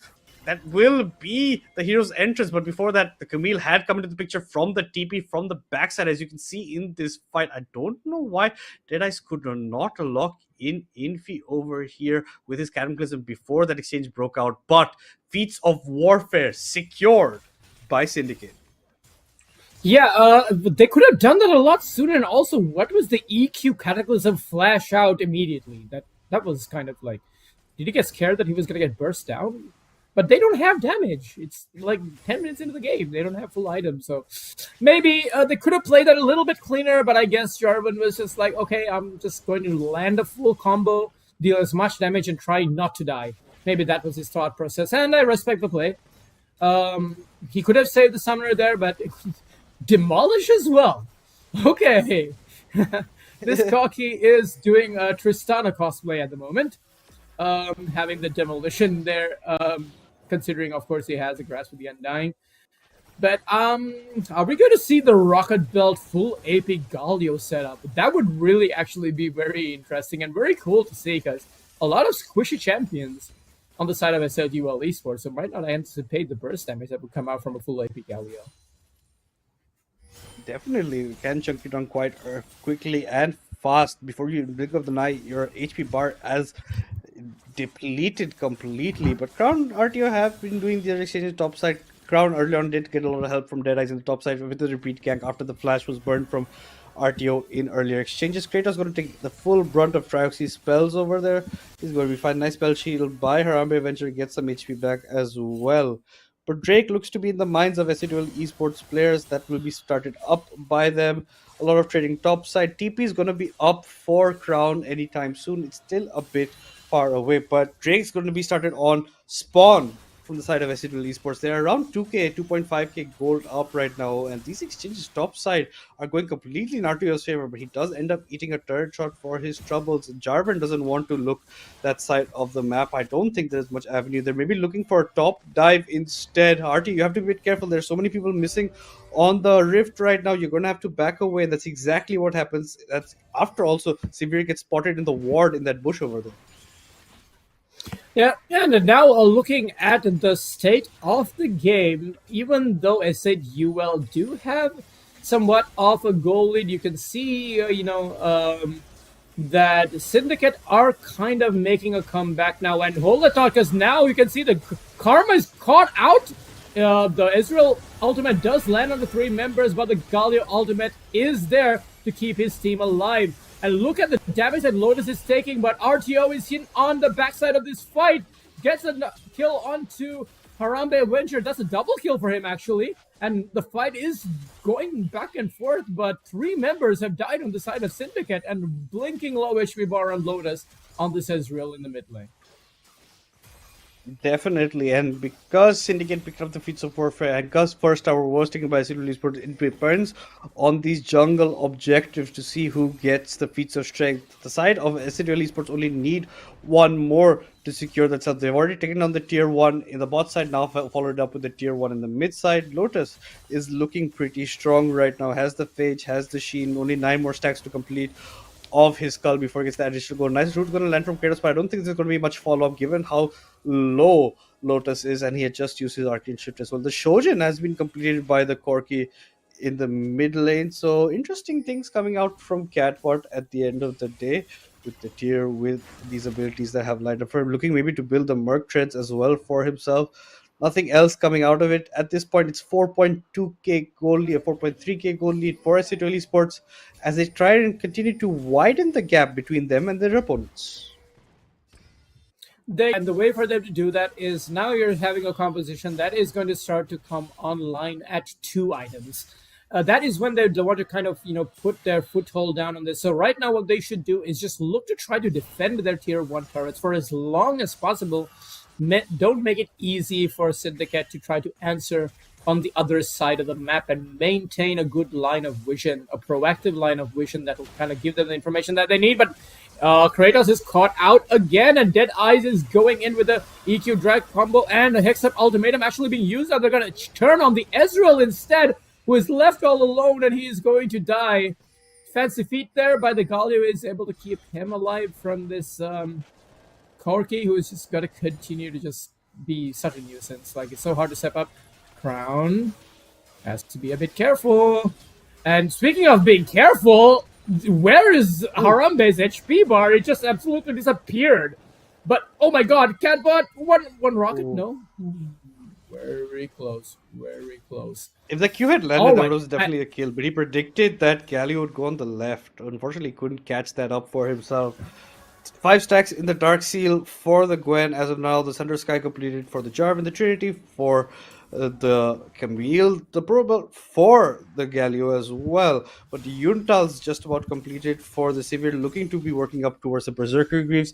But S8UL is definitely ahead in terms of itemization, looking to build up the Mermanor second for himself after the Trinity Force. And S8UL Infi is hammering away at this Herald. Nothing much can actually come into the picture against him. There's going to be no contention from the side of Syndicate. Only the Camille looks to be doing good on their parts in terms of kills and KDA, but Deadeyes looks to be caught out. Flag there gets him over the wall, gets him towards the side of safety, but this might be a dive in the top side, and that's why you can see Deadeyes is walking towards his Catbot versus Galio in the bot side. The taunt does connect, plus the knockup, but that might not be enough. Now all 3 tier 1 turrets for the side of Syndicate have fallen as pressure is mounting from S8UL across all 4 corners of the map. Yeah, and right now, if I was the side of Syndicate, I'd just look to try to defend these tier 2s, like, even if it means grouping up and forcing a fight, they actually could do that just to try to kill some of this tempo that SF is building. And now, after we are now 16 minutes into the game, there is a goal lead of almost 5,000, about 4,000 now. For S8UL, they have picked up 2 dragons for themselves as well. Will be keeping their eyes here on the 3rd. But yeah, I think Syndicate need to just take a breather here, not try to give away too much at this point. They need to at least try to get this dragon back, though, because if they give Soul Point for free with no contest, it's going to make it so much more harder for them to choose between objectives, like especially when it comes to Soul and Baron. But yeah, they don't have enough control. They don't have enough priority, and are lose this dragon. Yeah, it is looking like that. Drake ends up going down. Soul Point for the side of S8UL Esports for the Cloud Soul. Nice clearing of the ward, but Data is maybe a bit too late for maybe trying to get a pick. The Mantra Q lands, and Trioxy takes quite a beating from that as well. Lotus maybe looking to set up with an EQ combo with the WQ. Neither connects over there, but now might be Lotus stuck in a hard place. But that's the S8UL can just arcane shift away. The ult from Trioxy a bit too late for the characters, and Kratos had already flashed out of it. But you get the flash away. The flag and red doesn't connect from Deadeye. It's a bit of a misstep coming in from the jungler, and Lotus is dishing out quite a bit of damage in the return. This is looking pretty good for S8UL. So a lot of mistakes coming in from Syndicate in these later team fights. Well, I would say that I think the mistake was actually on the part of S8UL there, at first, because they kind of thought that they'd be okay as 2 people, but here comes the Uber in the mid lane. Is gonna get a charge down on the turret. The full turret is gonna be taken down. Galio is able to land a taunt, but that's 4 members still kind of chasing them back, and I don't know why this Herald is being given yet another charge. Infi is coming in and is able to pick up the kill with his ultimate over there. Good taunt, and Crown has joined the fray as well. Hexam Ultimatum right on top of Infi. Here comes the Galio on top of that. And it's probably going to be a double kill here. But Crown is too low. He doesn't have the HP. The ultimate from RTO is able to pick up the game, and Galio has left the game while all of this is going. But the team fight is not going in Syndicate's favor. They've lost 3 members for 1 already. And they might lose even more at this point. Wow. It is Yeah, looking like that, definitely. Yeah, because I think it's a bit of a tough point. That fight did not look good whatsoever for the side of Syndicates, and it looked like they were trying to turn it, did not work out. I think Kagura maybe DC'd meantime between that fight, and that's also led to a lot of confusion later on. But there's a cause, maybe we get Kagura back as soon as possible so we can continue on with the series. But yeah, still looking like Syndicate with a bit of domination, with actually a bit more domination, but at least on a slower tempo compared to game 2 over here. They're just breaking down the tier 2 mid side over here, and it might be a bit tough time if these hero entries, if the warm comms don't like, because we've already seen, I think, 2 miss completely with Seraphine ults, and that does not actually build up your confidence heading into future team fights. Yeah, I think they need to fix their communication. You can see there's a bit of a communication gap. And now as we go live back into the game, S8UL Esports looking to try to get their reset to come back out on the map, replenish their wards, set up a deeper vision around the bot side jungle or even the top side jungle if they want to. At this point, they haven't even lost a single turret in. If I was Syndicate, like, this is the point where, remember how I was talking about Madness, how bleeding out too much can lead to losing the game. This does seem to be what's happening. They are under pressure. Their communication is a little bit off. I feel like they actually can take team fights if they're a bit more coordinated, and if they are able to, pin down a single member, look to try to use their champions in the way their champions are designed to be used, fight front to back, or look to try to get a pick, but they're playing a bit too respectfully, I feel. They are definitely, but nice taunt gets dodged by the Valkyrie from the Corki. Now Kagura might be looking to secure Lotus in place. Lotus gets locked down for a lot. Ezreal at least gets burst in. Traxi with the ultimate prevents the rest of the members of S8UL from actually coming to back up this Ezreal, who was flashless. He didn't have his Arcane Shift up. He was pretty much changed his seed, and this is the kind of plays that exactly Hades was talking about. You can't show that much respect. You have to start fighting back at some point. Being 7k cooldown can be a bit of a harmful point, but it's a good enough time to start actually going for these fights against your opposition. RTO versus Crown, and the top side, Crown not coming out in favor in most of these exchanges right now. Mbessa has a lot of chunky damage, has the Shojin completed, has the Eclipse, while as Crown only has the Treaty Floss with the Tiamat, looking to build up the Hydra as well, but it might be a bit too late. It looks like Atakan has been started on the bot side of the map. No answer coming in from Syndicate. Junglers on the top side, they're choosing to give up this objective. I think they do know, because there's a ward in that bush on the side and you'll see the animations, but they're choosing to maybe not go for the fight, instead lock down the Ambassador. Do they have enough to go for it? The ultimate from the Ambassador plus the flash might be allowing Ambassador to go over the zip lines connect plus the Catman clears the shutdown. Importantly, going over to Crown Drauxy, you might be in a bit of a tough spot. You're going to get locked into place with the root from Grenache. You don't even have the ultimate. That should be a very dead Seraphine. You can sing your way to your death, but it's still going to be your death at the end of the day. Another root comes in from Kratos. The snips come in from Infi. A double kill picked up by Gwen. Now Lotus trying to go 1v1 against Crown. Not sure that Deadeyes is around the corner. The Q gets dodged out. Here comes Deadeyes into this exchange, but the bot tier 3 will surely fall. Your base is in shambles while you're trying to fight an Ezreal in a 1v2 situation over there. They lose the tier 3. They're losing the inhibitor, and they can only watch in horror as their base is ending up in the point that there is no return. 20 minutes into the game, they've lost their bot lane inhibitor, and guess what's spawning in 4 minutes or less? The big purple worm, and that longest lane now has super minions for the side of Syndicate.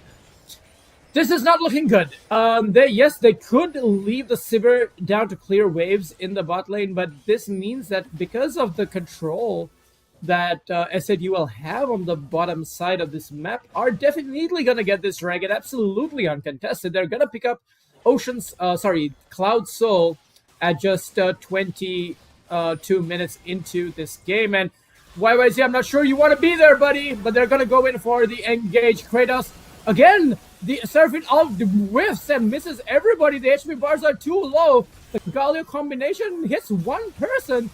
RTO might be in a bad position, but he has an HP bar. He has cooldowns. Is he going to get a kill? No, he's not. He's going to try to escape, but the Cataclysm is able to lock him down. Deadeye's flashing out of that. Infi also really low. So many blinking HP bars, but the follow-up isn't there. And other than for that one kill, nobody else dies. Deadeyes? Yeah. Yeah, Your Deadeye's might be base? the point of Hello? Lotus is going to go in. Here comes the ultimate from the Camille. You're going to lock up Lotus in place. He does get his ultimate off, but it's not enough. Crown does dodge out most of it. Plus the shielding coming from Trioxy. Trioxy also goes pretty low in the fight. But to save their base, they're going to forsake that soul, Cloud Soul, for themselves. They didn't have much of a choice. Their base was in shambles at that point. They couldn't do much. But now all tier 3s have fallen from their side. I think they still have the tier 1, tier 3 in the mid lane. That's all that's standing between them and defeat. And I don't think anything else coming in. Catbirds trying to pick up the scuttle, is emoting on his enemies. Kratos with a nice pink in the bush. I don't think we can't have a much of a fight. Harambe Avenger is looking to maybe get caught up over another root's going to land, but I think if you spell shielded away, that's exactly what happens. That is one point that should have been being done earlier by the Severe, but right now Severe is looking very well down and out of the game because she's just about to clip the Infinity Edge. Well, 3 items have already been completed by this S8UL. Yeah, well, this has kind of he had the momentum shift in this game, which is why he's a full item ahead. And yeah, just as we continue and we see technical difficulties, but Harambe looking to go in. Crown tried to go in with the zip lines in that exchange. Deadeyes from the ground the corner. The flag and drag does connect onto Catbot, plus you lock up Kratos in the Cataclysm, but you're chasing pretty deep. Your base is going down.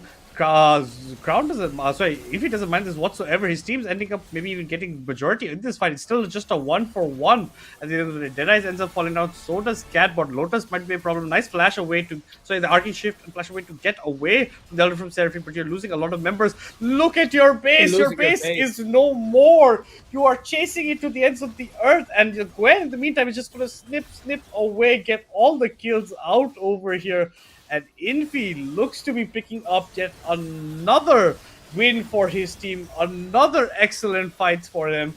And this is looking like S8UL Esports heading into Game 4, 2-1 up in the series. They got bamboozled. Madness. That's what happened. They needed to make something happen. They decided to group up and just kind of chase and just go tunnel vision on one of the members of S8UL, but then the teleports were invested, like Infi decides, you know what, I'm a Gwen, I have a lot of damage, I have a lot of siege as well, so why don't I just call my top laner to join me and we'll end the game while they're trying to kill us in the mid lane. So that's exactly what happened, and this Galio, like poor Galio, is left alone to try to defend against this onslaught, these two monsters who are in his, and he's like, "Mommy, I don't feel so good. Like I'm losing my base, guys. Hello." But it's a little bit too little. It's a little bit too late. And your number one team in this tournament, S8UL Esports, taking a commanding win at the 25 minutes into this game with a composition that had 0 CC, except for a few snares and a knockup. They had 0 CC, but they had a lot of damage going in the bot side. Lotus and Kratos go having nice roots coming in from the Karma. Infi was every place he needed to be, got all objectives for himself, even was so good against these tank members of the side of Syndicate. The snips come in. The Galio couldn't be much of a factor. Catbot does a lot of damage. He had a couple of opportunities to get more solo kills, but he couldn't actually get it. It looks like your MVP of game number 3 will be S8UL Infi. He is 5-1-6. I think we could have made the point of giving it over to the side of the support, to Kratos over here, because there's wonderful camera play coming out. But Infi did dictate a lot of how these game fights were going down, a lot of these skirmishes that were going out. 8.7 CS per minute, good numbers from a jungler, and you could just tell by the amount of damage that he was doing per minute. 759, maybe on the lower side, but he was where he needs to be at all specific times, and he's going invulnerable, immune. Saved him a lot of times with the Cataclysm comes in. Lotus just had the ability to get out of any times they were trying to lock him up. It's a good pick once you see a Jarvan in the opponent team to pick up an Ezreal, pick up a Corki, or even pick up Tristana. Just get out of those engages. Use your W, use your E's just to get that small dash and get a hop away from the Cataclysm. And we didn't even see that many good Seraphine ults coming in from Triox. I really hope to see something better coming in for them later on, because this looked like a lock-in lot of comms. But if you end up losing your lanes like that, it's not going to end up. And the team fights were definitely not in sync. The communication was a bit lacking. At the end of the day, it's 16 kills for S8UL Esports to the 13 from Syndicate. By the end, it was a 10k goal deficit, 10 towers to none for Syndicate. And that's S8UL taking pretty much everything, plus all 4 Drakes. The only thing that Syndicate had to their name in the jungle objective column were the 3 Grubs. Everything else just wiped away by S8UL Esports. Yeah, so it's once again this scorecard looks similar to the scorecard from the previous game. A lot of zeros on the side of Syndicate, and a lot of graphics, as well as a 10,000, almost near 10,000 goal lead at 25 minutes into the game. It just goes to show that S8UL had better communication. They have better solo laners. They had the momentum and the tempo in the early game, and they were able to use it to their benefit to get a game in number 3 madness. So yeah, just talk to me about it. What can Syndicate potentially do? Because they had such a good composition, but they were just not able to execute. I feel like that was the final trump card in their hand. I feel like in the series. Exactly. Especially with the J4 pick coming from Deadies, I'm not sure what Deadies is going to do. But guys, before we head into Game 4 to find out what the comps are going to look like, we're going to take a very short break before the action resumes.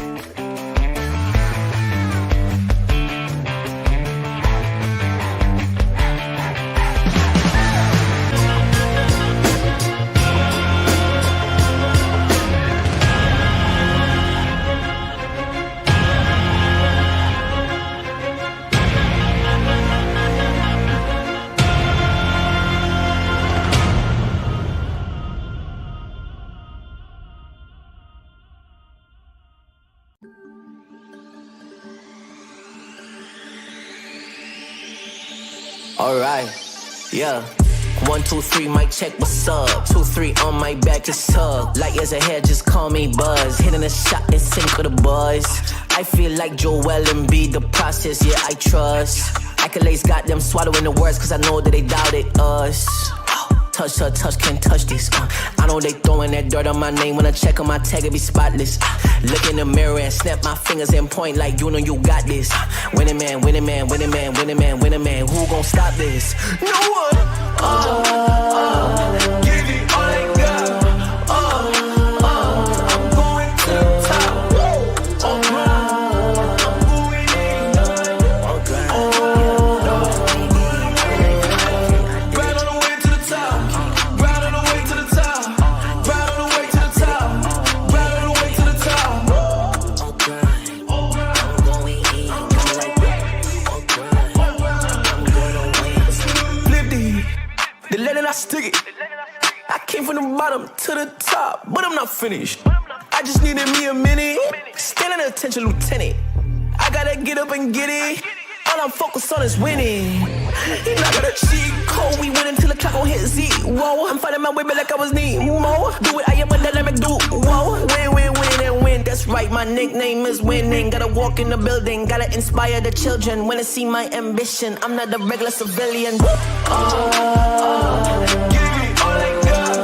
I'm going to the top. I'm going in. Right on the way to the top. Right on the way to the top. Right on the way to the top.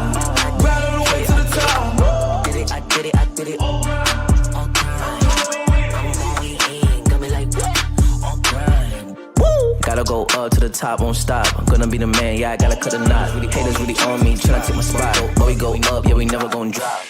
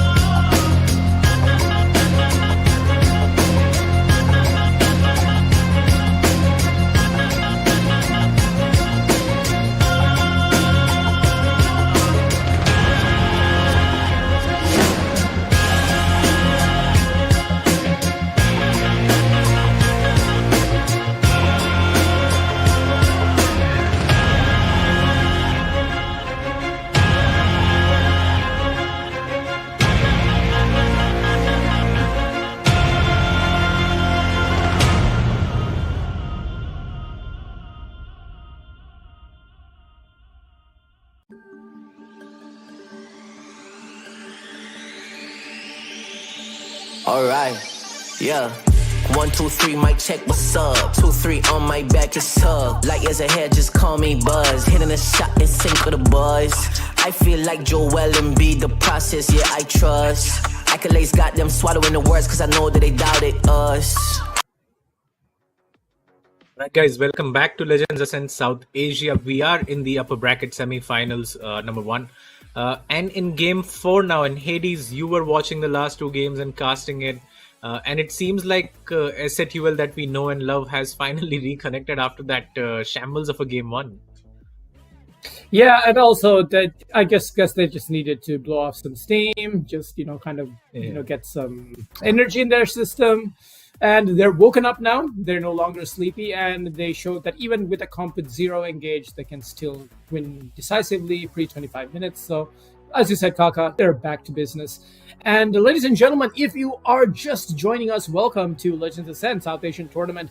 I'm Hades alongside Kaka, and we are going into game number 4 of S8UL Esports versus Syndicate. And Syndicate have a lot riding on their shoulders. If they lose the series, will be dropping to the lower bracket of this playoff stage.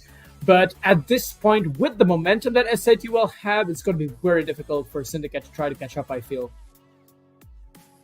Yeah, I definitely agree. To start things off, I did believe, along with Madness, that this would be a very quick 3-0.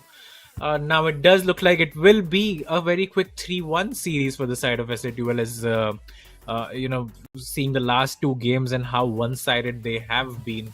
But for now, S8UL do jump onto that blue side again.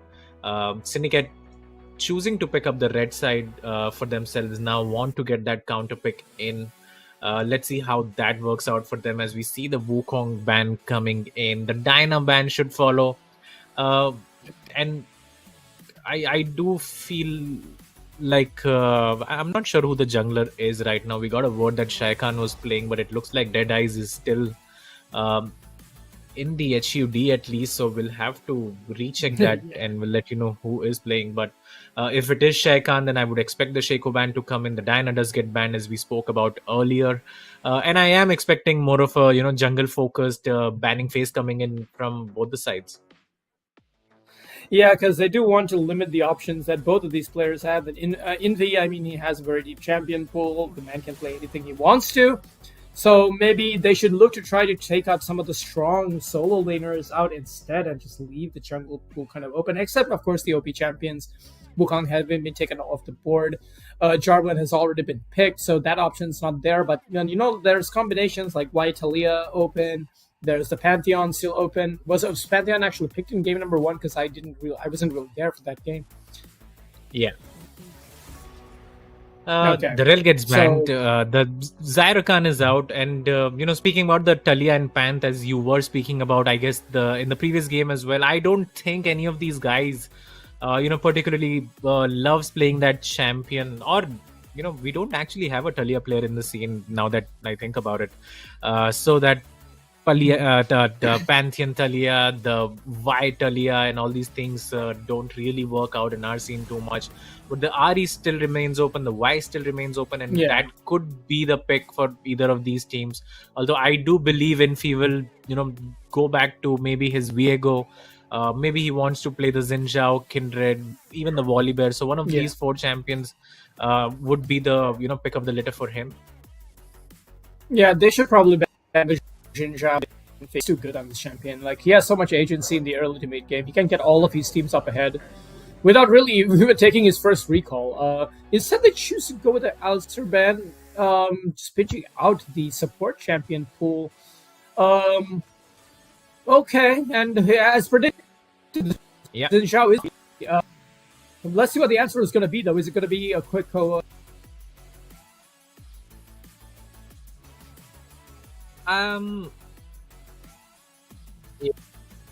Yeah, that could come in. I wouldn't mind seeing the Sejuani come in as well from the side of Dead Eyes if he plays that. Is a good matchup into the Xin Zhao, especially with their Glacial Prison just imprisoning him. But it looks like the Jhin will be the pickup. The Karma was picked up by the side of S8UL in the previous game, so I don't think that's come in here. So while we wait the second pickup, I do like, again, the Xin Zhao coming in for the side of Infi, as Aurora now is going to get denied as well, actually, from the side of Catbot, who prefers playing that champion as well. So I wouldn't be surprised to see something like the Ari come in for Catbot. Maybe he wants to play the Victor, the Orianna for himself as well. So these 3-4 champions are pretty good still into Aurora, who can be one of the most lane bully champions that you have seen in the mid lane.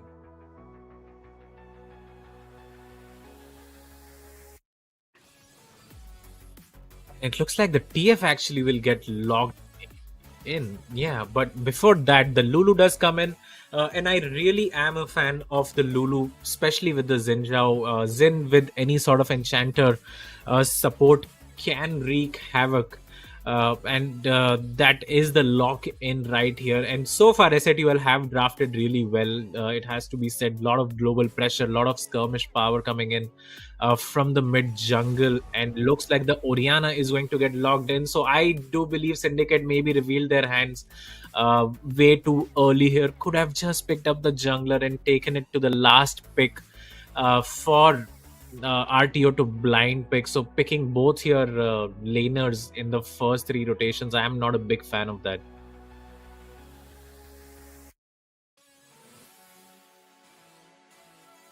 Top lane, great. Crown has shown that he can play this champion, but I'm not sure this is like, you know, the niche that's gonna like help you. They have a good amount of damage, they have a good amount of poke, but there's a Lulu on the other team to kind of keep his teammates alive, just be annoying with the polymorph. The Twisted Fate Destiny is also there for him to join the fight whenever he wants to. And they're to pinch out, you know, the support put to stop some of those tank options, prevent some of the engage that will come out from Syndicate. So you can see Leona has been taken off the board. And yeah, okay, so you can see ADC ban also being thrown, the Jinx, the Twitch also being taken off the board here. If I'm not mistaken, Nocturne might still be a viable option for Syndicate if they want to. Nocturne was picked in game 1 actually, so I don't think that's going to be coming in as well. Yeah. Okay, but let's see what the final ban. It's probably going to be another ban on the bot side of the map. Yeah, and they take the Thresh. So kind of forcing Trioxy maybe to click something else here. What else is good with Jhin that's not being played or not being banned at the moment? I'm just right. I mean, I like the bans from the side of Syndicate. You know, they see the Lulu, they want to ban out these hyper AD carries in the form of Twitch and Jinx. So I think that's a good strategy from them. Of course, they have the Jhin, and now the Janna comes in. I do think Syndicate are drafting themselves to defeat screen right here, honestly. They're just that. Do you really need to counter pick jungler that bad when the enemy has already picked up the Xin Zhao is the question, you know. Picking up the Janna here, what are they waiting for? Not sure if that makes too much sense. And it looks like the TF is actually going to go towards the bot side of the map, and that's a TF ADC coming in for Lotus as the Kassadin gets logged in. And I like the Kassadin pickup here. He will get to scale.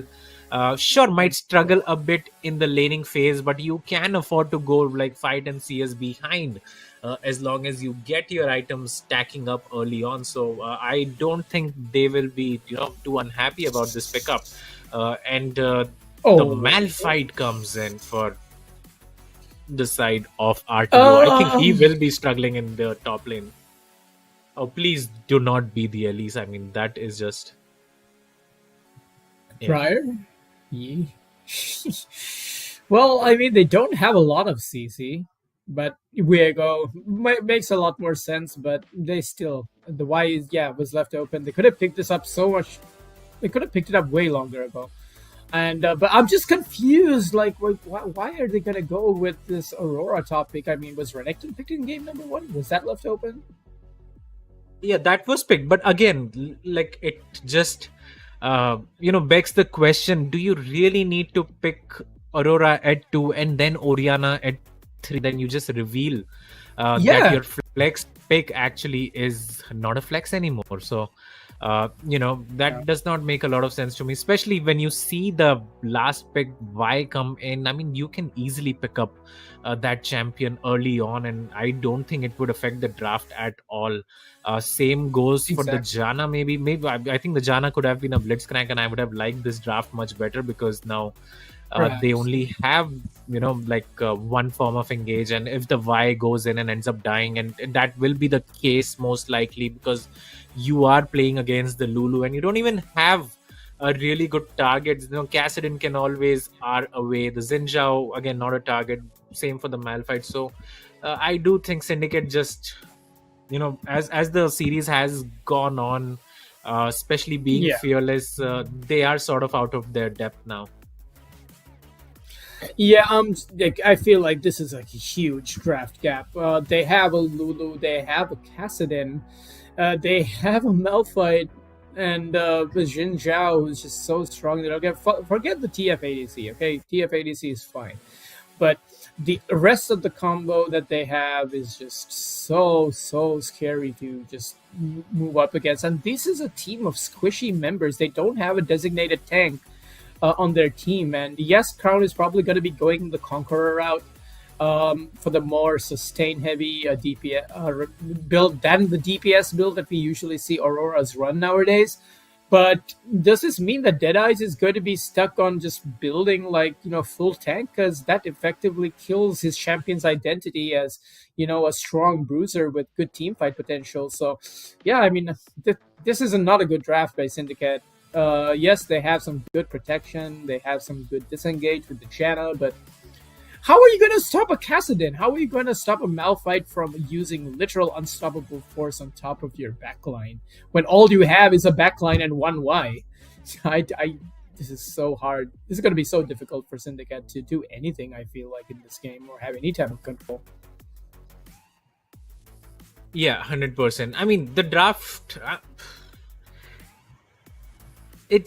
I'm not sure what purpose it serves. You don't have the champion to match the Kassadin in the side lane. The team fight looks strong maybe in the early game, but once the items do start to come in, if the Maw comes in with the Merc threads for Xin Zhao, you are not going to kill that champion with his ultimate. Same for the Malphite. Yep. Once he gets his Hollow Radiance and Merc threads, I mean, he is not going to die as well to the carries of Syndicate. And then Jin does not really have the highest damage in the game regardless. So I do struggle to see how Syndicate are going to make this draft work. And I always think the easier the draft is, the better your chances are of victory. And in this one, especially for Syndicate, it does not look like they have an easy draft to play out. And especially when you consider who they are playing against. Yeah, they are playing against the favorites to win this entire tournament, as you've said, Kaka. And they do have to bring out their A game, and also just at least try to match the draft, have some scaling options available to them, just to try to balance out the game. And I feel like the third match, with the composition they had, the J4, the Camille, the Galio, they had all of the tools to win team fights, but yet they fell behind too much in the early game. They gave up tempo, they gave up too many objectives in the early game. They made some questionable plays around the mid game, missing important abilities, making some questionable decisions, and that eventually led for them just losing their entire base. And the story of this series has so far been that is S8UL get control of the early game and the mid game. They 100% will run away with the entire game, and that's basically what I predict is gonna happen, unless of course they throw big time. But I don't think they want to just try to end this series as soon as possible. It is a Friday night, of course. People would perhaps like to maybe go out or spend some time with other people, their friends and whatnot. So let's see what they have on board, Kaka. Yeah, I don't think that happens, man. Especially considering the recent history as well. 8 best of 3s that S8UL played and didn't lose any match. Didn't drop a single game in those matches. Only dropped their first game today. I don't think that's going to repeat again. This is not a team that loses, more than one game or maybe 2 games in a given day, let alone a tournament. So I think that is going to be pretty hard for the side of Syndicate, as I said. And Infi, again, playing one of the stronger junglers as well in the Xin Zhao with the Lulu. I think it is just a great recipe for success for S8UL, getting their star jungler ahead and then let him do the business as it was in game 1 as game 3 as well with the Gwen. I think he was one of the members that was carrying these team fights very hard with the ultimate and the support of his team. And I do agree, the draft was pretty good from the side of Syndicate in the previous game. The Camille did get ahead. The Galio was there to engage and disengage, but somehow they could not find the avenues to end or even get ahead in that game. And now, as we jump into game 4. I will be keeping my eyes on these early invades that have been staple for the side of S8UL. It does not look like they want to do that, though. Don't really have too much CC at level 1 on any of these champions, as Trioxy is still AFK for now. We'll wait for him to connect back. Yeah, I don't think either of these teams would look to try to maybe late invade because they don't necessarily have the crowd control setup that they need. Orianna being a little cheeky there. Here, have a taste of my ball. Okay, that didn't come out right, but yes, definitely going to have an advantage in the early game against this Kassadin. Let's look to see if you could try to bully this Kassadin and just pick up like a huge CS lead in the early stages. This is a champion you do not want to give, even farm with. You need to be an oppressive laner if you want to win out against the Kassadin team composition. So let's look if they try to keep their focus around playing around this mid lane. I feel like Infi also understands this and will be looking to play around his top side a little bit more, knowing that they are immobile champions and will be struggling against their counterparts. Aurora is definitely going to have an easier matchup as well because of the range advantage. Yeah. And as we hit the rift and jungle camps have spawned, let's see how both these junglers will be looking at path. You can actually see that Dead Eyes is stealing this red buff. Do they have any idea that this is happening? I don't think they do. Yeah, he is getting invaded and how towards the bot side of the map right there. Will be very surprised to find out that his whole blue side of the jungle is gone. And it might be a cheeky level 3 gank as well for the side of Infi if he decides to do so. Shouldn't really be hard. At least he can get a few flashes or even a kill. Looking at how low Trioxy is right now, he is set up for a gank. And in the mid lane, I would have preferred if Orianna picked up the summon Aerie. Honestly, you can proc that with your auto attacks as well. So don't really have to rely on the Arcane Comet as such to land. But again, Orianna should be fine in the laning phase, should be bullying the Kassadin. As we see actually the Xin Zhao coming in, this is what we predicted. The stun lands, the gold card onto Harambe. He has to burn his flash. The three talent strikes, there you go, is enough to get the kill onto Harambe Avenger, who did burn his barrier and flash both to get out of that situation, on top of Trioxy burning his heal as well, but still ends up dying. And this is what we predicted. You don't defend your blue side jungle, and this is what can happen. Yeah, and it was kind of a textbook play there by Infi. He knew he had the advantage, and he knew that he had the damage and the backup of his team to actually pick up that kill. And Harambe Avenger, even though has to use all 3 summoners to keep himself alive, still ends up dying. So first blood picked up at just 2 minutes and 45 seconds. Let's try to see if Y could try to make something else happen, because they cannot continue to keep losing momentum like this. And maybe the gap was predictable. Maybe they didn't have any idea it was coming, but maybe they should have seen it coming. Yeah, they did not have an idea that it was happening, because they didn't have an idea that Xin Zhao was in their jungle taking the blue side camp. So that's why you need to ward your brushes, guys. Ward your jungle camps, get that information out. And they had no information. They had no idea where the Infi was starting as well. Even if you ward the Raptor camp, you have that sort of timing that, the jungler could be there, but that did not happen. And they, of course, pay for that. But while we talk more about this game, we are going into a short break. But when we come back, it is game 4 between Syndicate and S8UL. Touch, can't touch this. I know they throwing that dirt on my name. When I check on my tag, it be spotless. Look in the mirror and snap my fingers and point like you know you got this. Winning man, winning man, winning man, winning man, winning man. Who gon' stop this? No one. Give it all I got. I'm going to the top. I'm going in. Right on the way to the top.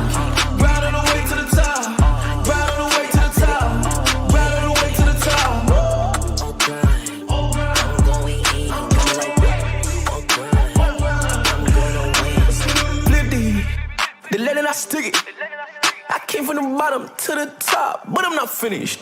I just needed me a minute. Standing attention, lieutenant. I gotta get up and get it. All I'm focused on is winning. He not gonna cheat code. We win until the clock gon' hit zero. I'm fighting my way back like I was Nemo. Do it, I am a dynamic duo. Win, win, win, and win. That's right, my nickname is winning. Gotta walk in the building, gotta inspire the children. Wanna see my ambition. I'm not a regular civilian.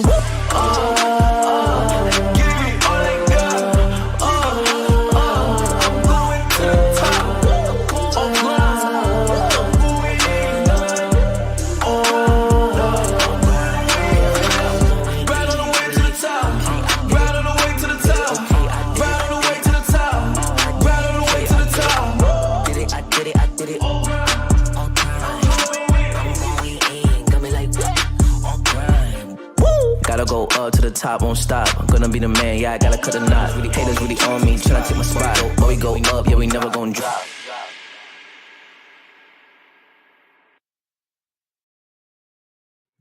Right, guys, welcome back to Legends SYN South Asia. We will be jumping right back into Game 4 where we left it. Black Infinity, of course, with the help of his team securing first blood for S8UL Esports. And that is where we will be starting yet again. My co-caster will be joining me as well while the game goes on. So, of course, do wait for him as well. As we see the mid lane, still Kagura having the time of his life, it seems like, still winning.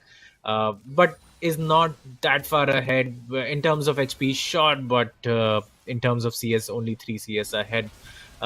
Meanwhile, in the top side, it looks like Deadies has invaded the blue side of S8UL and Black Infinity's jungle. So he will be picking up the Gromp and the blue buff at least. Can even look to gank this Malphite towards the top side, who is quite extended, should know where the Y is actually. Maybe he has to burn his flash to get out. Catbot now being a bit greedy. Okay, Deadies just completely whiffs his Q, and that should be the cue for RTO to just run away from there.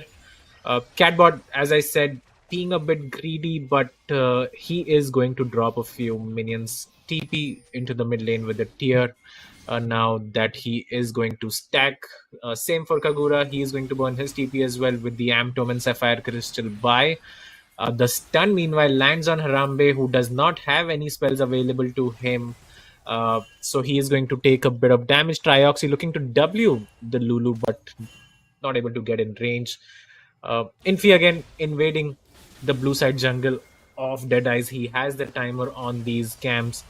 Is going to pick up the Wolves, then the Gromp, and maybe history repeats itself, and then he goes back towards the bot lane to secure the kill in the bot lane. The Lotus burns his flash, and Trioxy barely survives, but will he infuse here? And that might be a double kill for the jungler of S8UL, and that will be Feats of Warfare picked up already for the side of S8UL. 2-0-1 on this Xin Zhao. Infinity looking very strong right now. Is going to pick up the Gromp as well, and once he recalls, I think he will have his tunneler and maybe the pickaxe available to him should he go for Sundered Sky, the double long swords, excuse me. But as we look at this bot side, did not even need to burn his flash, actually just W's out of the brush, both of them recalling at the same spot, and both the bot laners from the side of Syndicate end up going down. Meanwhile, towards the top side of the map, I think it has to be said, RTO is doing a really good job in keeping up his CS high. Catbot might end up going down. There you go. That's going to be the solo kill. The flash follow up from Infi to kill Kagura as well. 3-0-1 now for this Xin Zhao, and he is the one who's looking set to carry the game. And yeah, Hades, I mean, in case you missed the action, Infi goes bot, gets the double kill, and now as you can see on your screen, Infi again, right place, right time. Great solo kill by Kagura, but I don't think it is enough at this point, as Infi is the one who's getting ahead. Yeah, and this is a Xin Zhao who is right now 3-0 at 6 minutes into the game. This is a champion that excessively does really well in the early to mid game stages, and it's just going to snowball this. But now hold a thought, because Catbot But very low there, but no kill was picked up. But the momentum is all on the side of the Xinjiao, who also has about a 3 or 4 camp lead at this point, and he's continuing to fight, but he might be caught out here. He's being chased by 3 members, but they're gonna have to back away because here comes S8UL, the engage. Once again, Infi is gonna go in, maybe try to land the 3-point strike, and no. Just as the blast code does come through, the white gets polymorph, but this means that they're going to lose their blue buff. There's not going to be any kind of contest, so just absolute domination from S8UL just 7 minutes into this game, and they're not done here. Exactly, they're not stopping. Oh, the Y barely survives there as Catbot looks for a trade here. Has the electrocute, but I'm not sure he wants to do that again as the shockwave now is up for Kagura should he decide to use that. And yeah, as you said, invading very heavily, Catbot. I think he might be in trouble here. One more auto attack should do it. We literally just said that like 5 seconds ago. What could happen, and that's exactly what ends up happening here. Yeah, but you don't need to do that as the Cassidy. You can just scale up. Sure, the solo kill would have felt really nice, but that's the second time he gets solo killed in this matchup. So, things looking good for the side of Syndicate when it comes to the mid lane, but everywhere else, I don't think, you want to be looking at as 3-0 and 1 on Infi. Invading Deadeyes barely does the Y survive towards the bot side. The dragon is picked up now. The grubs actually will be started by Deadeye, so he has that information that the dragon had gone down, so he might be able to pick up 2 of these 3 as Catbot is trading quite heavily in the mid lane now. Shockwave still unavailable for Kagura, who has picked up a few items for himself as well. Halfway towards the last chapter, will be getting his Luden's Tempest pretty soon. 2 grubs picked up for Syndicate, so they will get the objective mark there. But Deadeyes might lose his life in return. Yeah, and that's going to be the first kill picked up for RTO as well. Yeah, and I mean, RTO just got handed a free kill on a silver platter. It's just like, here you go. Have my Y. You can have my Y. You can have my wife if you want to after that for dessert. But, Malphite's going to just, he's rock solid. He's going to take that 1 kill. Be very happy with where he is. And unstoppable for his usual double Aurora bunny hop to go invisible, but it's not going to matter. Flash being used. Also, the W trying to get away. And the ultimate actually casts and he survives. And gets a return kill on the RTO. I might have cast a curse in there, man.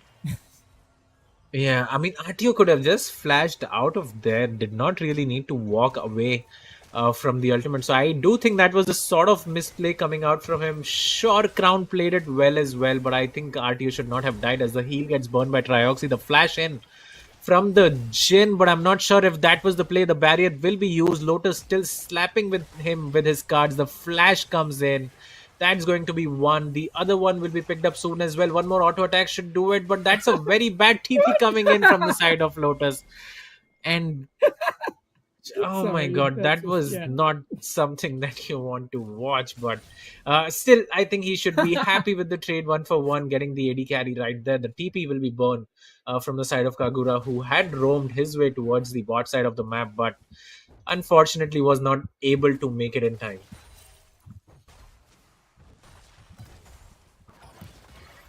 That was it. They already have a 2,000 gold lead. Not as much, Syndicate actually fighting back this time. They have 4 kills for themselves. They picked up 2 grubs. But the story of the jungle objective still going to S8UL. I mean, this is a team that has a Kassadin and a Lulu. I mean, it's only this Xinjiao who's actually the menace and a problem at 10 minutes into this game. But, yeah, I'm not sure if there's going to be any source of coming back at this point. Lotus actually gets killed by the second shot. And in comes the Lulu ultimate on top of Catbot. But Harambe Avenger is alive, is able to go back. So 1 kill actually picked up there by Syndicate and no return kill to be taken from S8UL. Yeah, and that was actually well played by the Janna as well, just throwing off the Xinjiao as soon as he entered. But again, we look at the bot side of the map. The Oriana is going to find the Xinjiao pretty soon, who is doing the Gromp right there. Catbot actually still taking turret aggro. I'm not sure what the plan is right here. Trioxy. He's BMing. I don't think so. Yeah, Trioxy is providing so many shields and the damage to the Y, so that's still a good combo for them. Meanwhile, Infi hunting for this Oriana who still has the flash. The Shockwave will get burned right here. Let's see if the Oriana can kill him. A beautiful W comes in, but he flashes in to deal the damage, but not able to do so. Meanwhile, Lotus between two turrets right here. Infi Jin still wins. might not go down. Finally does. And the Jin is going to pick up the shutdown for himself. The W connects once again. Lotus might be in trouble, does not have the flash available, but Kratos is here with his shields. Crown is here as well, all the way from the top lane. Oh, Uses Aurora cleans. uh, Yeah. yeah, the between worlds right there was pretty good from Crown as he is able to pick up the kill onto the Lulu, but the action does not stop. Catbot again comes in, slays the Jin first, and it looks like Crown might end up going down as well, and that's going to be the double kill for the Cassidon, who has finally come online, and I think it only goes up from here. Meanwhile, towards the top side, the unstoppable force burn. Just to get away for RTO from a very sticky situation towards the top side of the map. So non-stop action going on as of now. But when it comes to the objectives on gold, S8UL seems to be doing a great job. Yeah, and they also kind of have prio on this bot side now to take this dragon. They don't have a Jin ultimate to try to contest either, as the curtains have been called. But you can see this Lulu. Kratos, if given this champion, can just be so disruptive and provide his team so much appeal and flexibility. And also, this was a 0-2 Cassidon, who is now 2-1, has just picked up a Malignance for himself as well. And he will be actually in a very comfortable position now. Level 10 is going to be hitting level 11 pretty soon. And yeah, if I was Cassidy, I'd be very happy with getting those 2 kills that I got in that previous fight. I mean, 100% right. As long as you get to accelerate yourself, as a Cassidon, I don't think you're going to be complaining. He has the Malignance completed, is looking to complete the Seraph's Embrace pretty soon as well, as the tier is stacking right there. The ultimate comes in from Infi, but unfortunately he lost the dragon there. The Shockwave comes in. Catbot still able to pick up the Jin in the backline, is going to kill the Y as well. The Janna goes down. So while the objective was picked up from the side of Syndicate, but at what cost, right? 6-1 and 4 for Infi on the Xin Zhao. Catbot again has joined the party as well. 4th kill for him as he picks up the double kill. Yeah. And now we can see a real gulf when it comes to the gold right here. Almost 5,000, 6,000 gold lead for the side of S8UL in a comp that essentially outscales the enemy anyway. Yeah, and Zin, he just picked up 2 more kills as well. I'm not sure, and they're taking the Gromp as well. I mean, at this point, oh my goodness, Harambe, he has to flash immediately. You don't want anything to do with this Xin Zhao at this point. But yeah, Oh no. he doesn't die, but that's still Summoner blown. Yeah, Catbot again might get into some sort of trouble there. The Shockwave again not available to the Oriana, so he is going to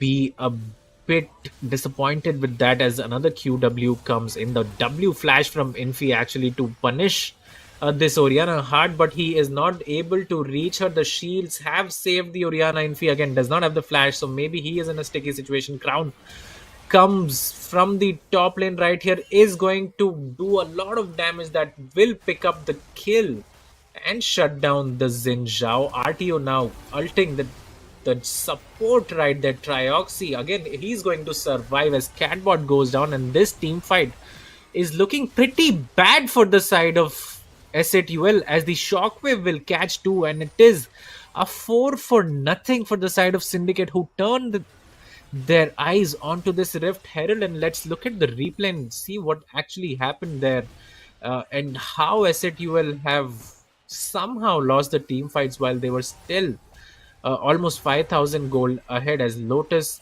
going to connect his stun card. The W will miss from the Jin. The Rift Herald is going to get picked up for Syndicate, as that will be their 3rd objective of the map.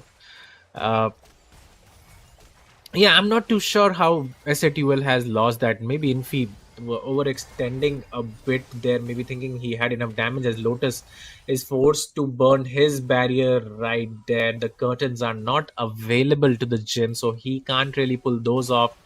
Right now, Catbot in the side lane still looking for the Oriana, but one or two more pokes from the side of Oriana should do the trick, and he should be able to 1v1 the Cassidin. But Trioxy is here. Catbot trying to stack his R right there, hunting for the Oriana, but that's not going to happen. And in the mid lane, Jin is just going to pick up that farm for himself. A huge wave coming for him, very close to completing his rapid fire cannon. Same for Crown as well, very close to completing his second item, but don't think it will be the Rift Maker. I think it should be the Bloodletter's Curse that has been going around.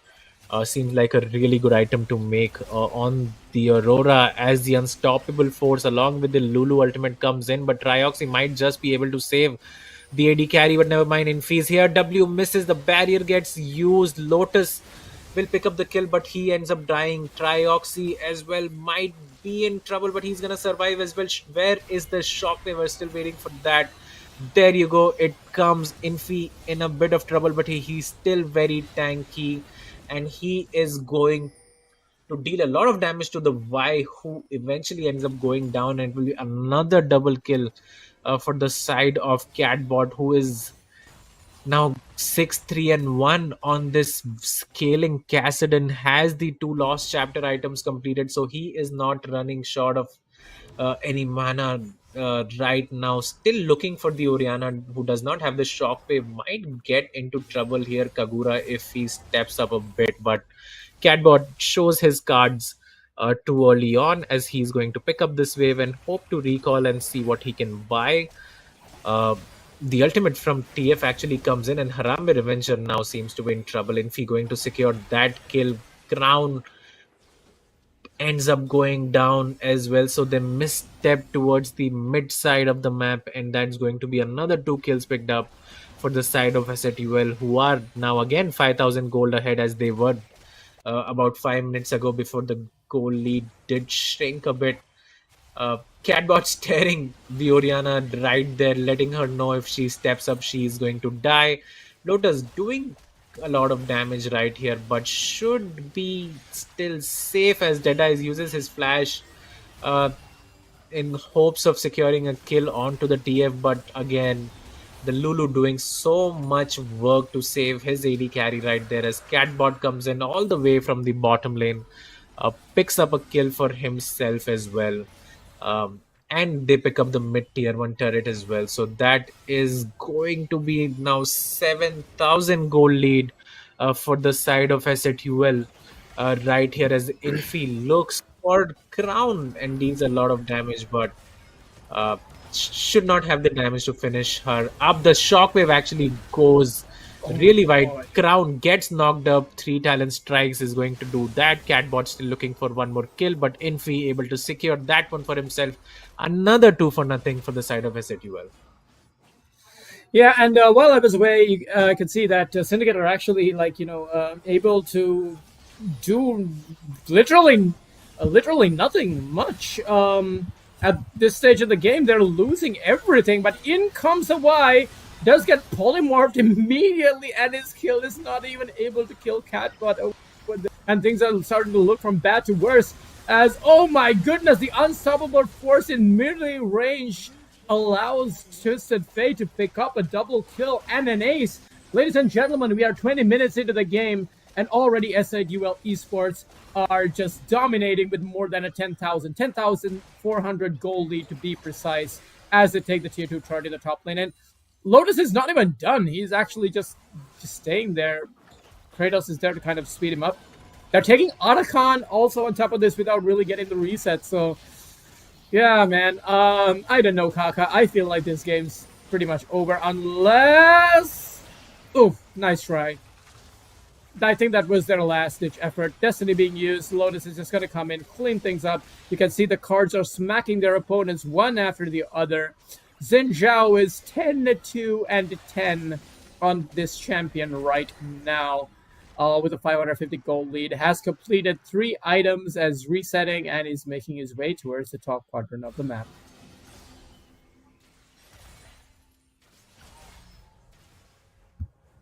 Yeah, and as you said, the Atakan maybe could have gone towards the side of Syndicate, but I don't think it would have mattered too much, as it looks like the Rift Herald actually uh, getting used towards the top side of the map. He's gonna go for one more hit right there. Will be able to secure that, but I think he ends up losing his life for that, as Kratos, Lotus, Yep. Black Infi, Catbot, everyone is there to pick up that kill. And we look at the items. Lotus now has so much attack speed for himself, as RTO uh, is going to smack his fellow countryman right there. Trioxy has to flash away. Beautiful, unstoppable force catches two. Uh, and Kratos is going pretty low, but I don't think he's in trouble at all. As Lotus is here, the shockwave will find him, but again, not enough damage to kill the TF. Oh, never mind. He is actually going to go down. That's going to be a 2 for 2 still now. The Xin Zhao is here, and he goes from unstoppable to, I'm guessing, legendary at this point, as it will be a full ace for the side of S8UL, and they are almost 15,000 gold ahead at 22 minutes. Yeah, this is just absolute domination. I mean, you left the Xin open against Infi, who traditionally is one of those carry style jungle players, and you can see it just shows just with how confidently he's playing, how comfortable he is on this champion, and how easily he could impact the game. I mean, they have a scaling composition essentially, with the Twisted Fate, the Lulu, Malphite, and Kassadin, but it's this man in the jungle who's been pulling, the heavy lifting for his team in the early to mid stages of the game, and it's paying dividends as well. He's so far ahead at this point that he could probably even look to try to 1v5 if he has the right setup. I think with the Lulu, he probably can do the 1v5. With the items that he has, the Titanic Hydra, the Sundered Sky, the Wits End coming in, now the Hex Drinker picked up, as well as the Destiny gets Here used. comes Destiny. Going to be behind Dead Eyes. I'm not sure which card was used. Definitely not the gold No one. card. Yeah, no card maybe. As Catbot now jumps in. And This Dead looks like- Eyes has to flash away. He's going to go down as well. And this does look like the beginning of the end for the side of Syndicate and their hopes in this best of five. They will have to scrap it out in the lower bracket, because this game is as good as done. Yeah, I mean, you can see they're just playing with their food, looking to try to pick somebody off with any form of CC that they land. This is probably going to be the last fight that we will see from Syndicate. Let's see if they're able to try to make something, because I don't think it's going to happen, man. The wallets are too big. The items are too big. Everybody on the team is too big. These are big boys on the side of S8UL Esports, and even though a good Orianna Shockwave does land the damage, the follow-up, it is not enough. In comes In Between Worlds is Aurora, but she's hit by a three-man unstoppable force RTO. Just standing there tanking the turret for his mid laner. Catbot is going to try to pick up a triple, but no, he's just trade his life back, but this means that there's only two members alive to watch their Nexus fall. The turret 1 goes down. Turret 2 is going to follow suit. They're looking to maybe try to pick up more kills here as well. Look at the healing on Envy. RTO is back full HP with the teleport. And Lotus forfeits his life. And that's not going to matter because the rest of his team is on cleanup duty. We need a cleanup on aisle number 4, and that is game number 4. And as they pad up their stats, S8UL Esports will eventually... Kratos is trying to keep himself alive and end the game. He's like, guys, right-click Nexus maybe? I want to preserve my KDA. No, but no, they're limit testing. And this limit testing might cost them... I don't think it's going to cost them anything, as Infi is not just at too all. strong. Lulu And ends hey, out. we were just discussing this, that these two characters can 2v5 essentially. We did get a glimpse of it, sort of, wherein we can 3 versus 2 right there, as he ends this game 15-14, so 29 KP out of 39 for him. In what was a match winning and a series winning performance coming in. And that will be upper bracket semi-finals 1 concluded, as S8UL moves in to the next stage. And of course, Syndicate will be dropping down at this point to the lower bracket, and they will be awaiting the loser of tomorrow's best of 5, which will be against Kakao.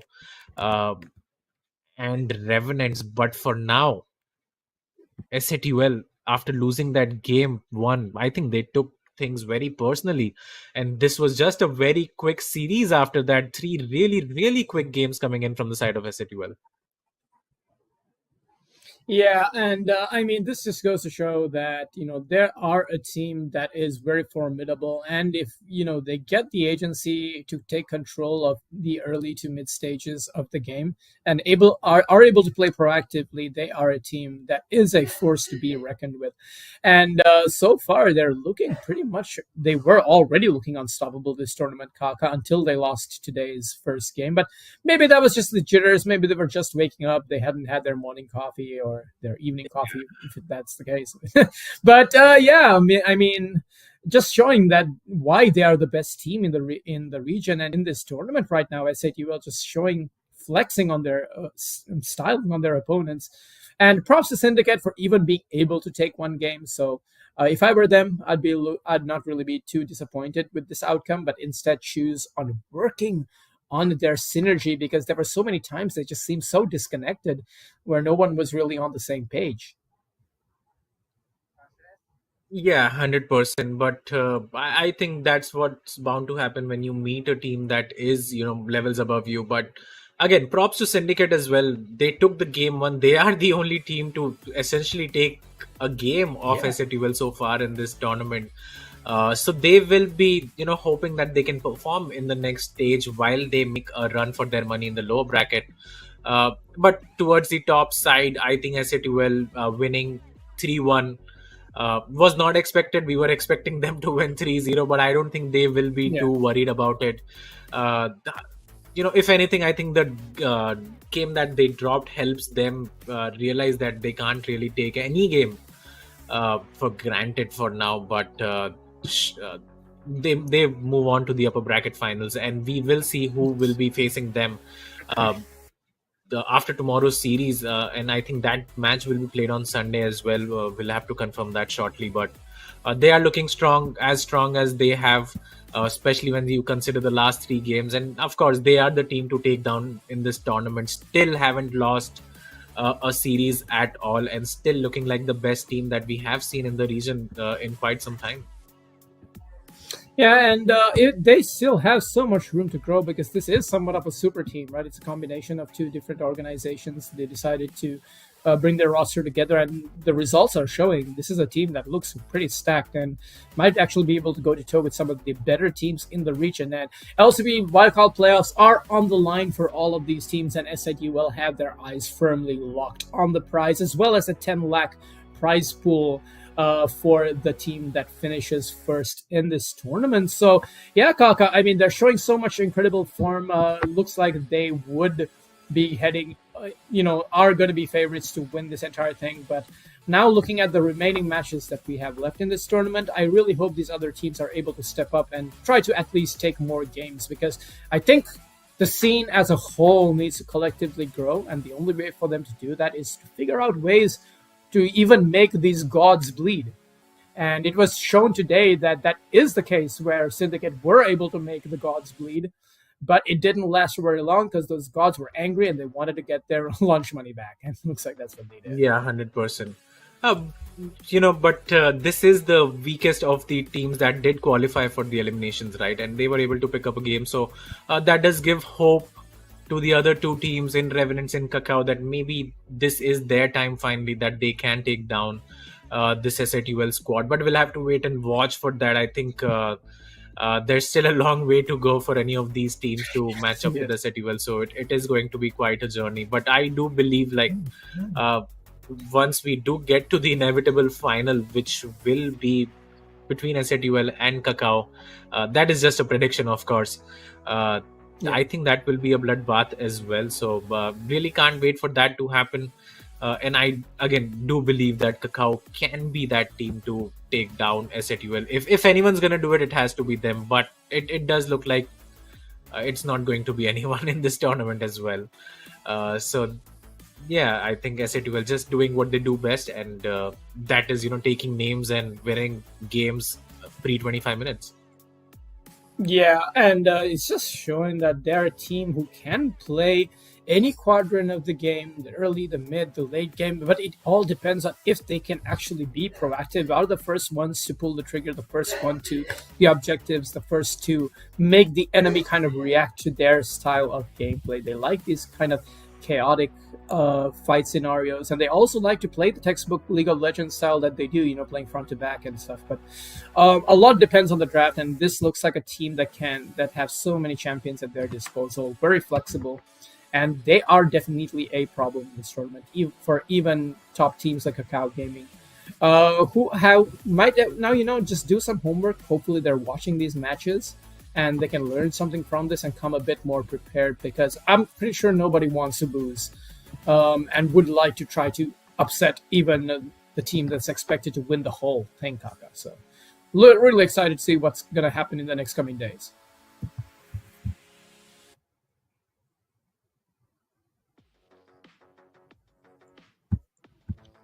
So, any final thoughts, Kaka, before we move on to the other quadrants of this sports match broadcast? Again, I do think this was expected. 26 minutes this game, as we look at the scoreboard, and it's a lot of zeros from the side of Syndicate. They did, however, get the Void Gloves and Rift Herald and one Dragon as well, so they were the first ones to secure the objectives, the 3 objectives for themselves. But after that, I think it is just a very one-sided affair. You look at the goal, almost 17,000 goal lead for the side of S8UL. Yeah. In 26 minutes, the Artican picked up as well 39 kills to 18 of Syndicate. So this was again a very one-sided game, like the previous 2, 10 turrets to 1 as well. And this just tells you the story of the match and the series as well. Just a bloodbath that S8UL likes to play around for sure. But more often than not, they do come out on top when such games happen. Yeah, and I'm just trying to figure out, every single time that Syndicate thought that they had, kind of like an advantage in the game, S8UL just turn it around and throw it in their faces. So this has kind of been the story. They don't need Elders, they don't need Barons, they barely even needed Heralds to be able to take this dominant victory. So 3-1 fashion, 26 minutes. Yes, it exceeded 25 minutes, guys. Yes, they are still human beings. Not everything is possible to do under 20 minutes or under 25. But it says it all. The goal graph says it all. The difference in towers, dragons, everything says it all. And S8UL are your winners. And the man in the jungle, S8UL Infi, is your MVP. No surprises. He was given his Xin Zhao. I'm not sure why it wasn't banned. And he just showed you, hey, you leave this open and I'm going to show you exactly what I'm going to do with it. 15-2-14, 1,500 damage per minute with also really good CS numbers and a 15k plus almost 16k goal differential. Absolute madman. Yeah, I think that was just a whitewash from his side. As we look at the head-to-head between Infi and Deadeyes, 2 of the top performance, I would say, from their respective teams. 24-10, 41 KDA for Infi compared to that of Deadeyes, 19, 24 and 26 CS per minute. Well, not a huge difference right there, but when we come to the damage, almost 90k for the side of Infi compared to 62.5 for Deadeyes. And gold as well, 50,000 to 40,000. So that is the difference maker right there. Infi is the carry jungler for his team, who will deal these sort of big damage numbers and get the majority of gold share as well. But that's just down to him and his position and how he enables himself to carry these games and win out the series. Yeah, and even though Deadeyes, he had a good showing, he was trying his very best to try to match Infi, and it didn't really seem to be the case. He did fall short, but hey, at least he gets to brag that they took one game for the best team in this tournament, so he does have that. So it's still something better than nothing, he'll take those small wins. Right, and Deadice did have a really good game one on Nocturne as well, so I don't think he will be too disappointed. In the last game, the Y comes in. I don't think that's his fault as well. I think he did fine on the Jarvan as well. So he was still one of the top performers from his team. Unfortunately, it was just the gap in quality is too big between the two teams, so you can't really fault any individual from the side of Syndicate, but they should be, going back and doing their homework for the next series. And speaking of next series, tomorrow Kakao versus Revenants, and I think that will be a cracker. And I definitely don't think that is going to be a 3-0. So, guys, do come around for that same time, same place as we say goodbye for today. Enjoy your Friday nights as S8UL will for sure. But when we come back tomorrow, it is Revenants versus Kakao Gaming, and we will see you tomorrow. Yes, peace out.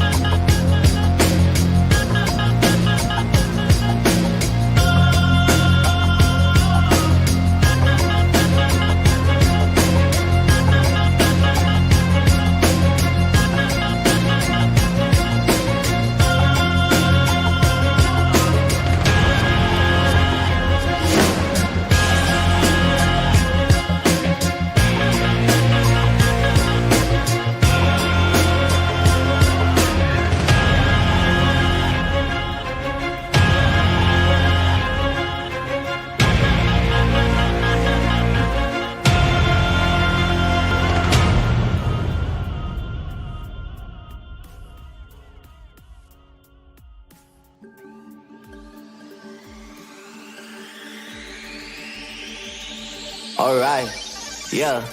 1, 2, 3, mic check, what's up? 2, 3 on my back is tug. Like yes.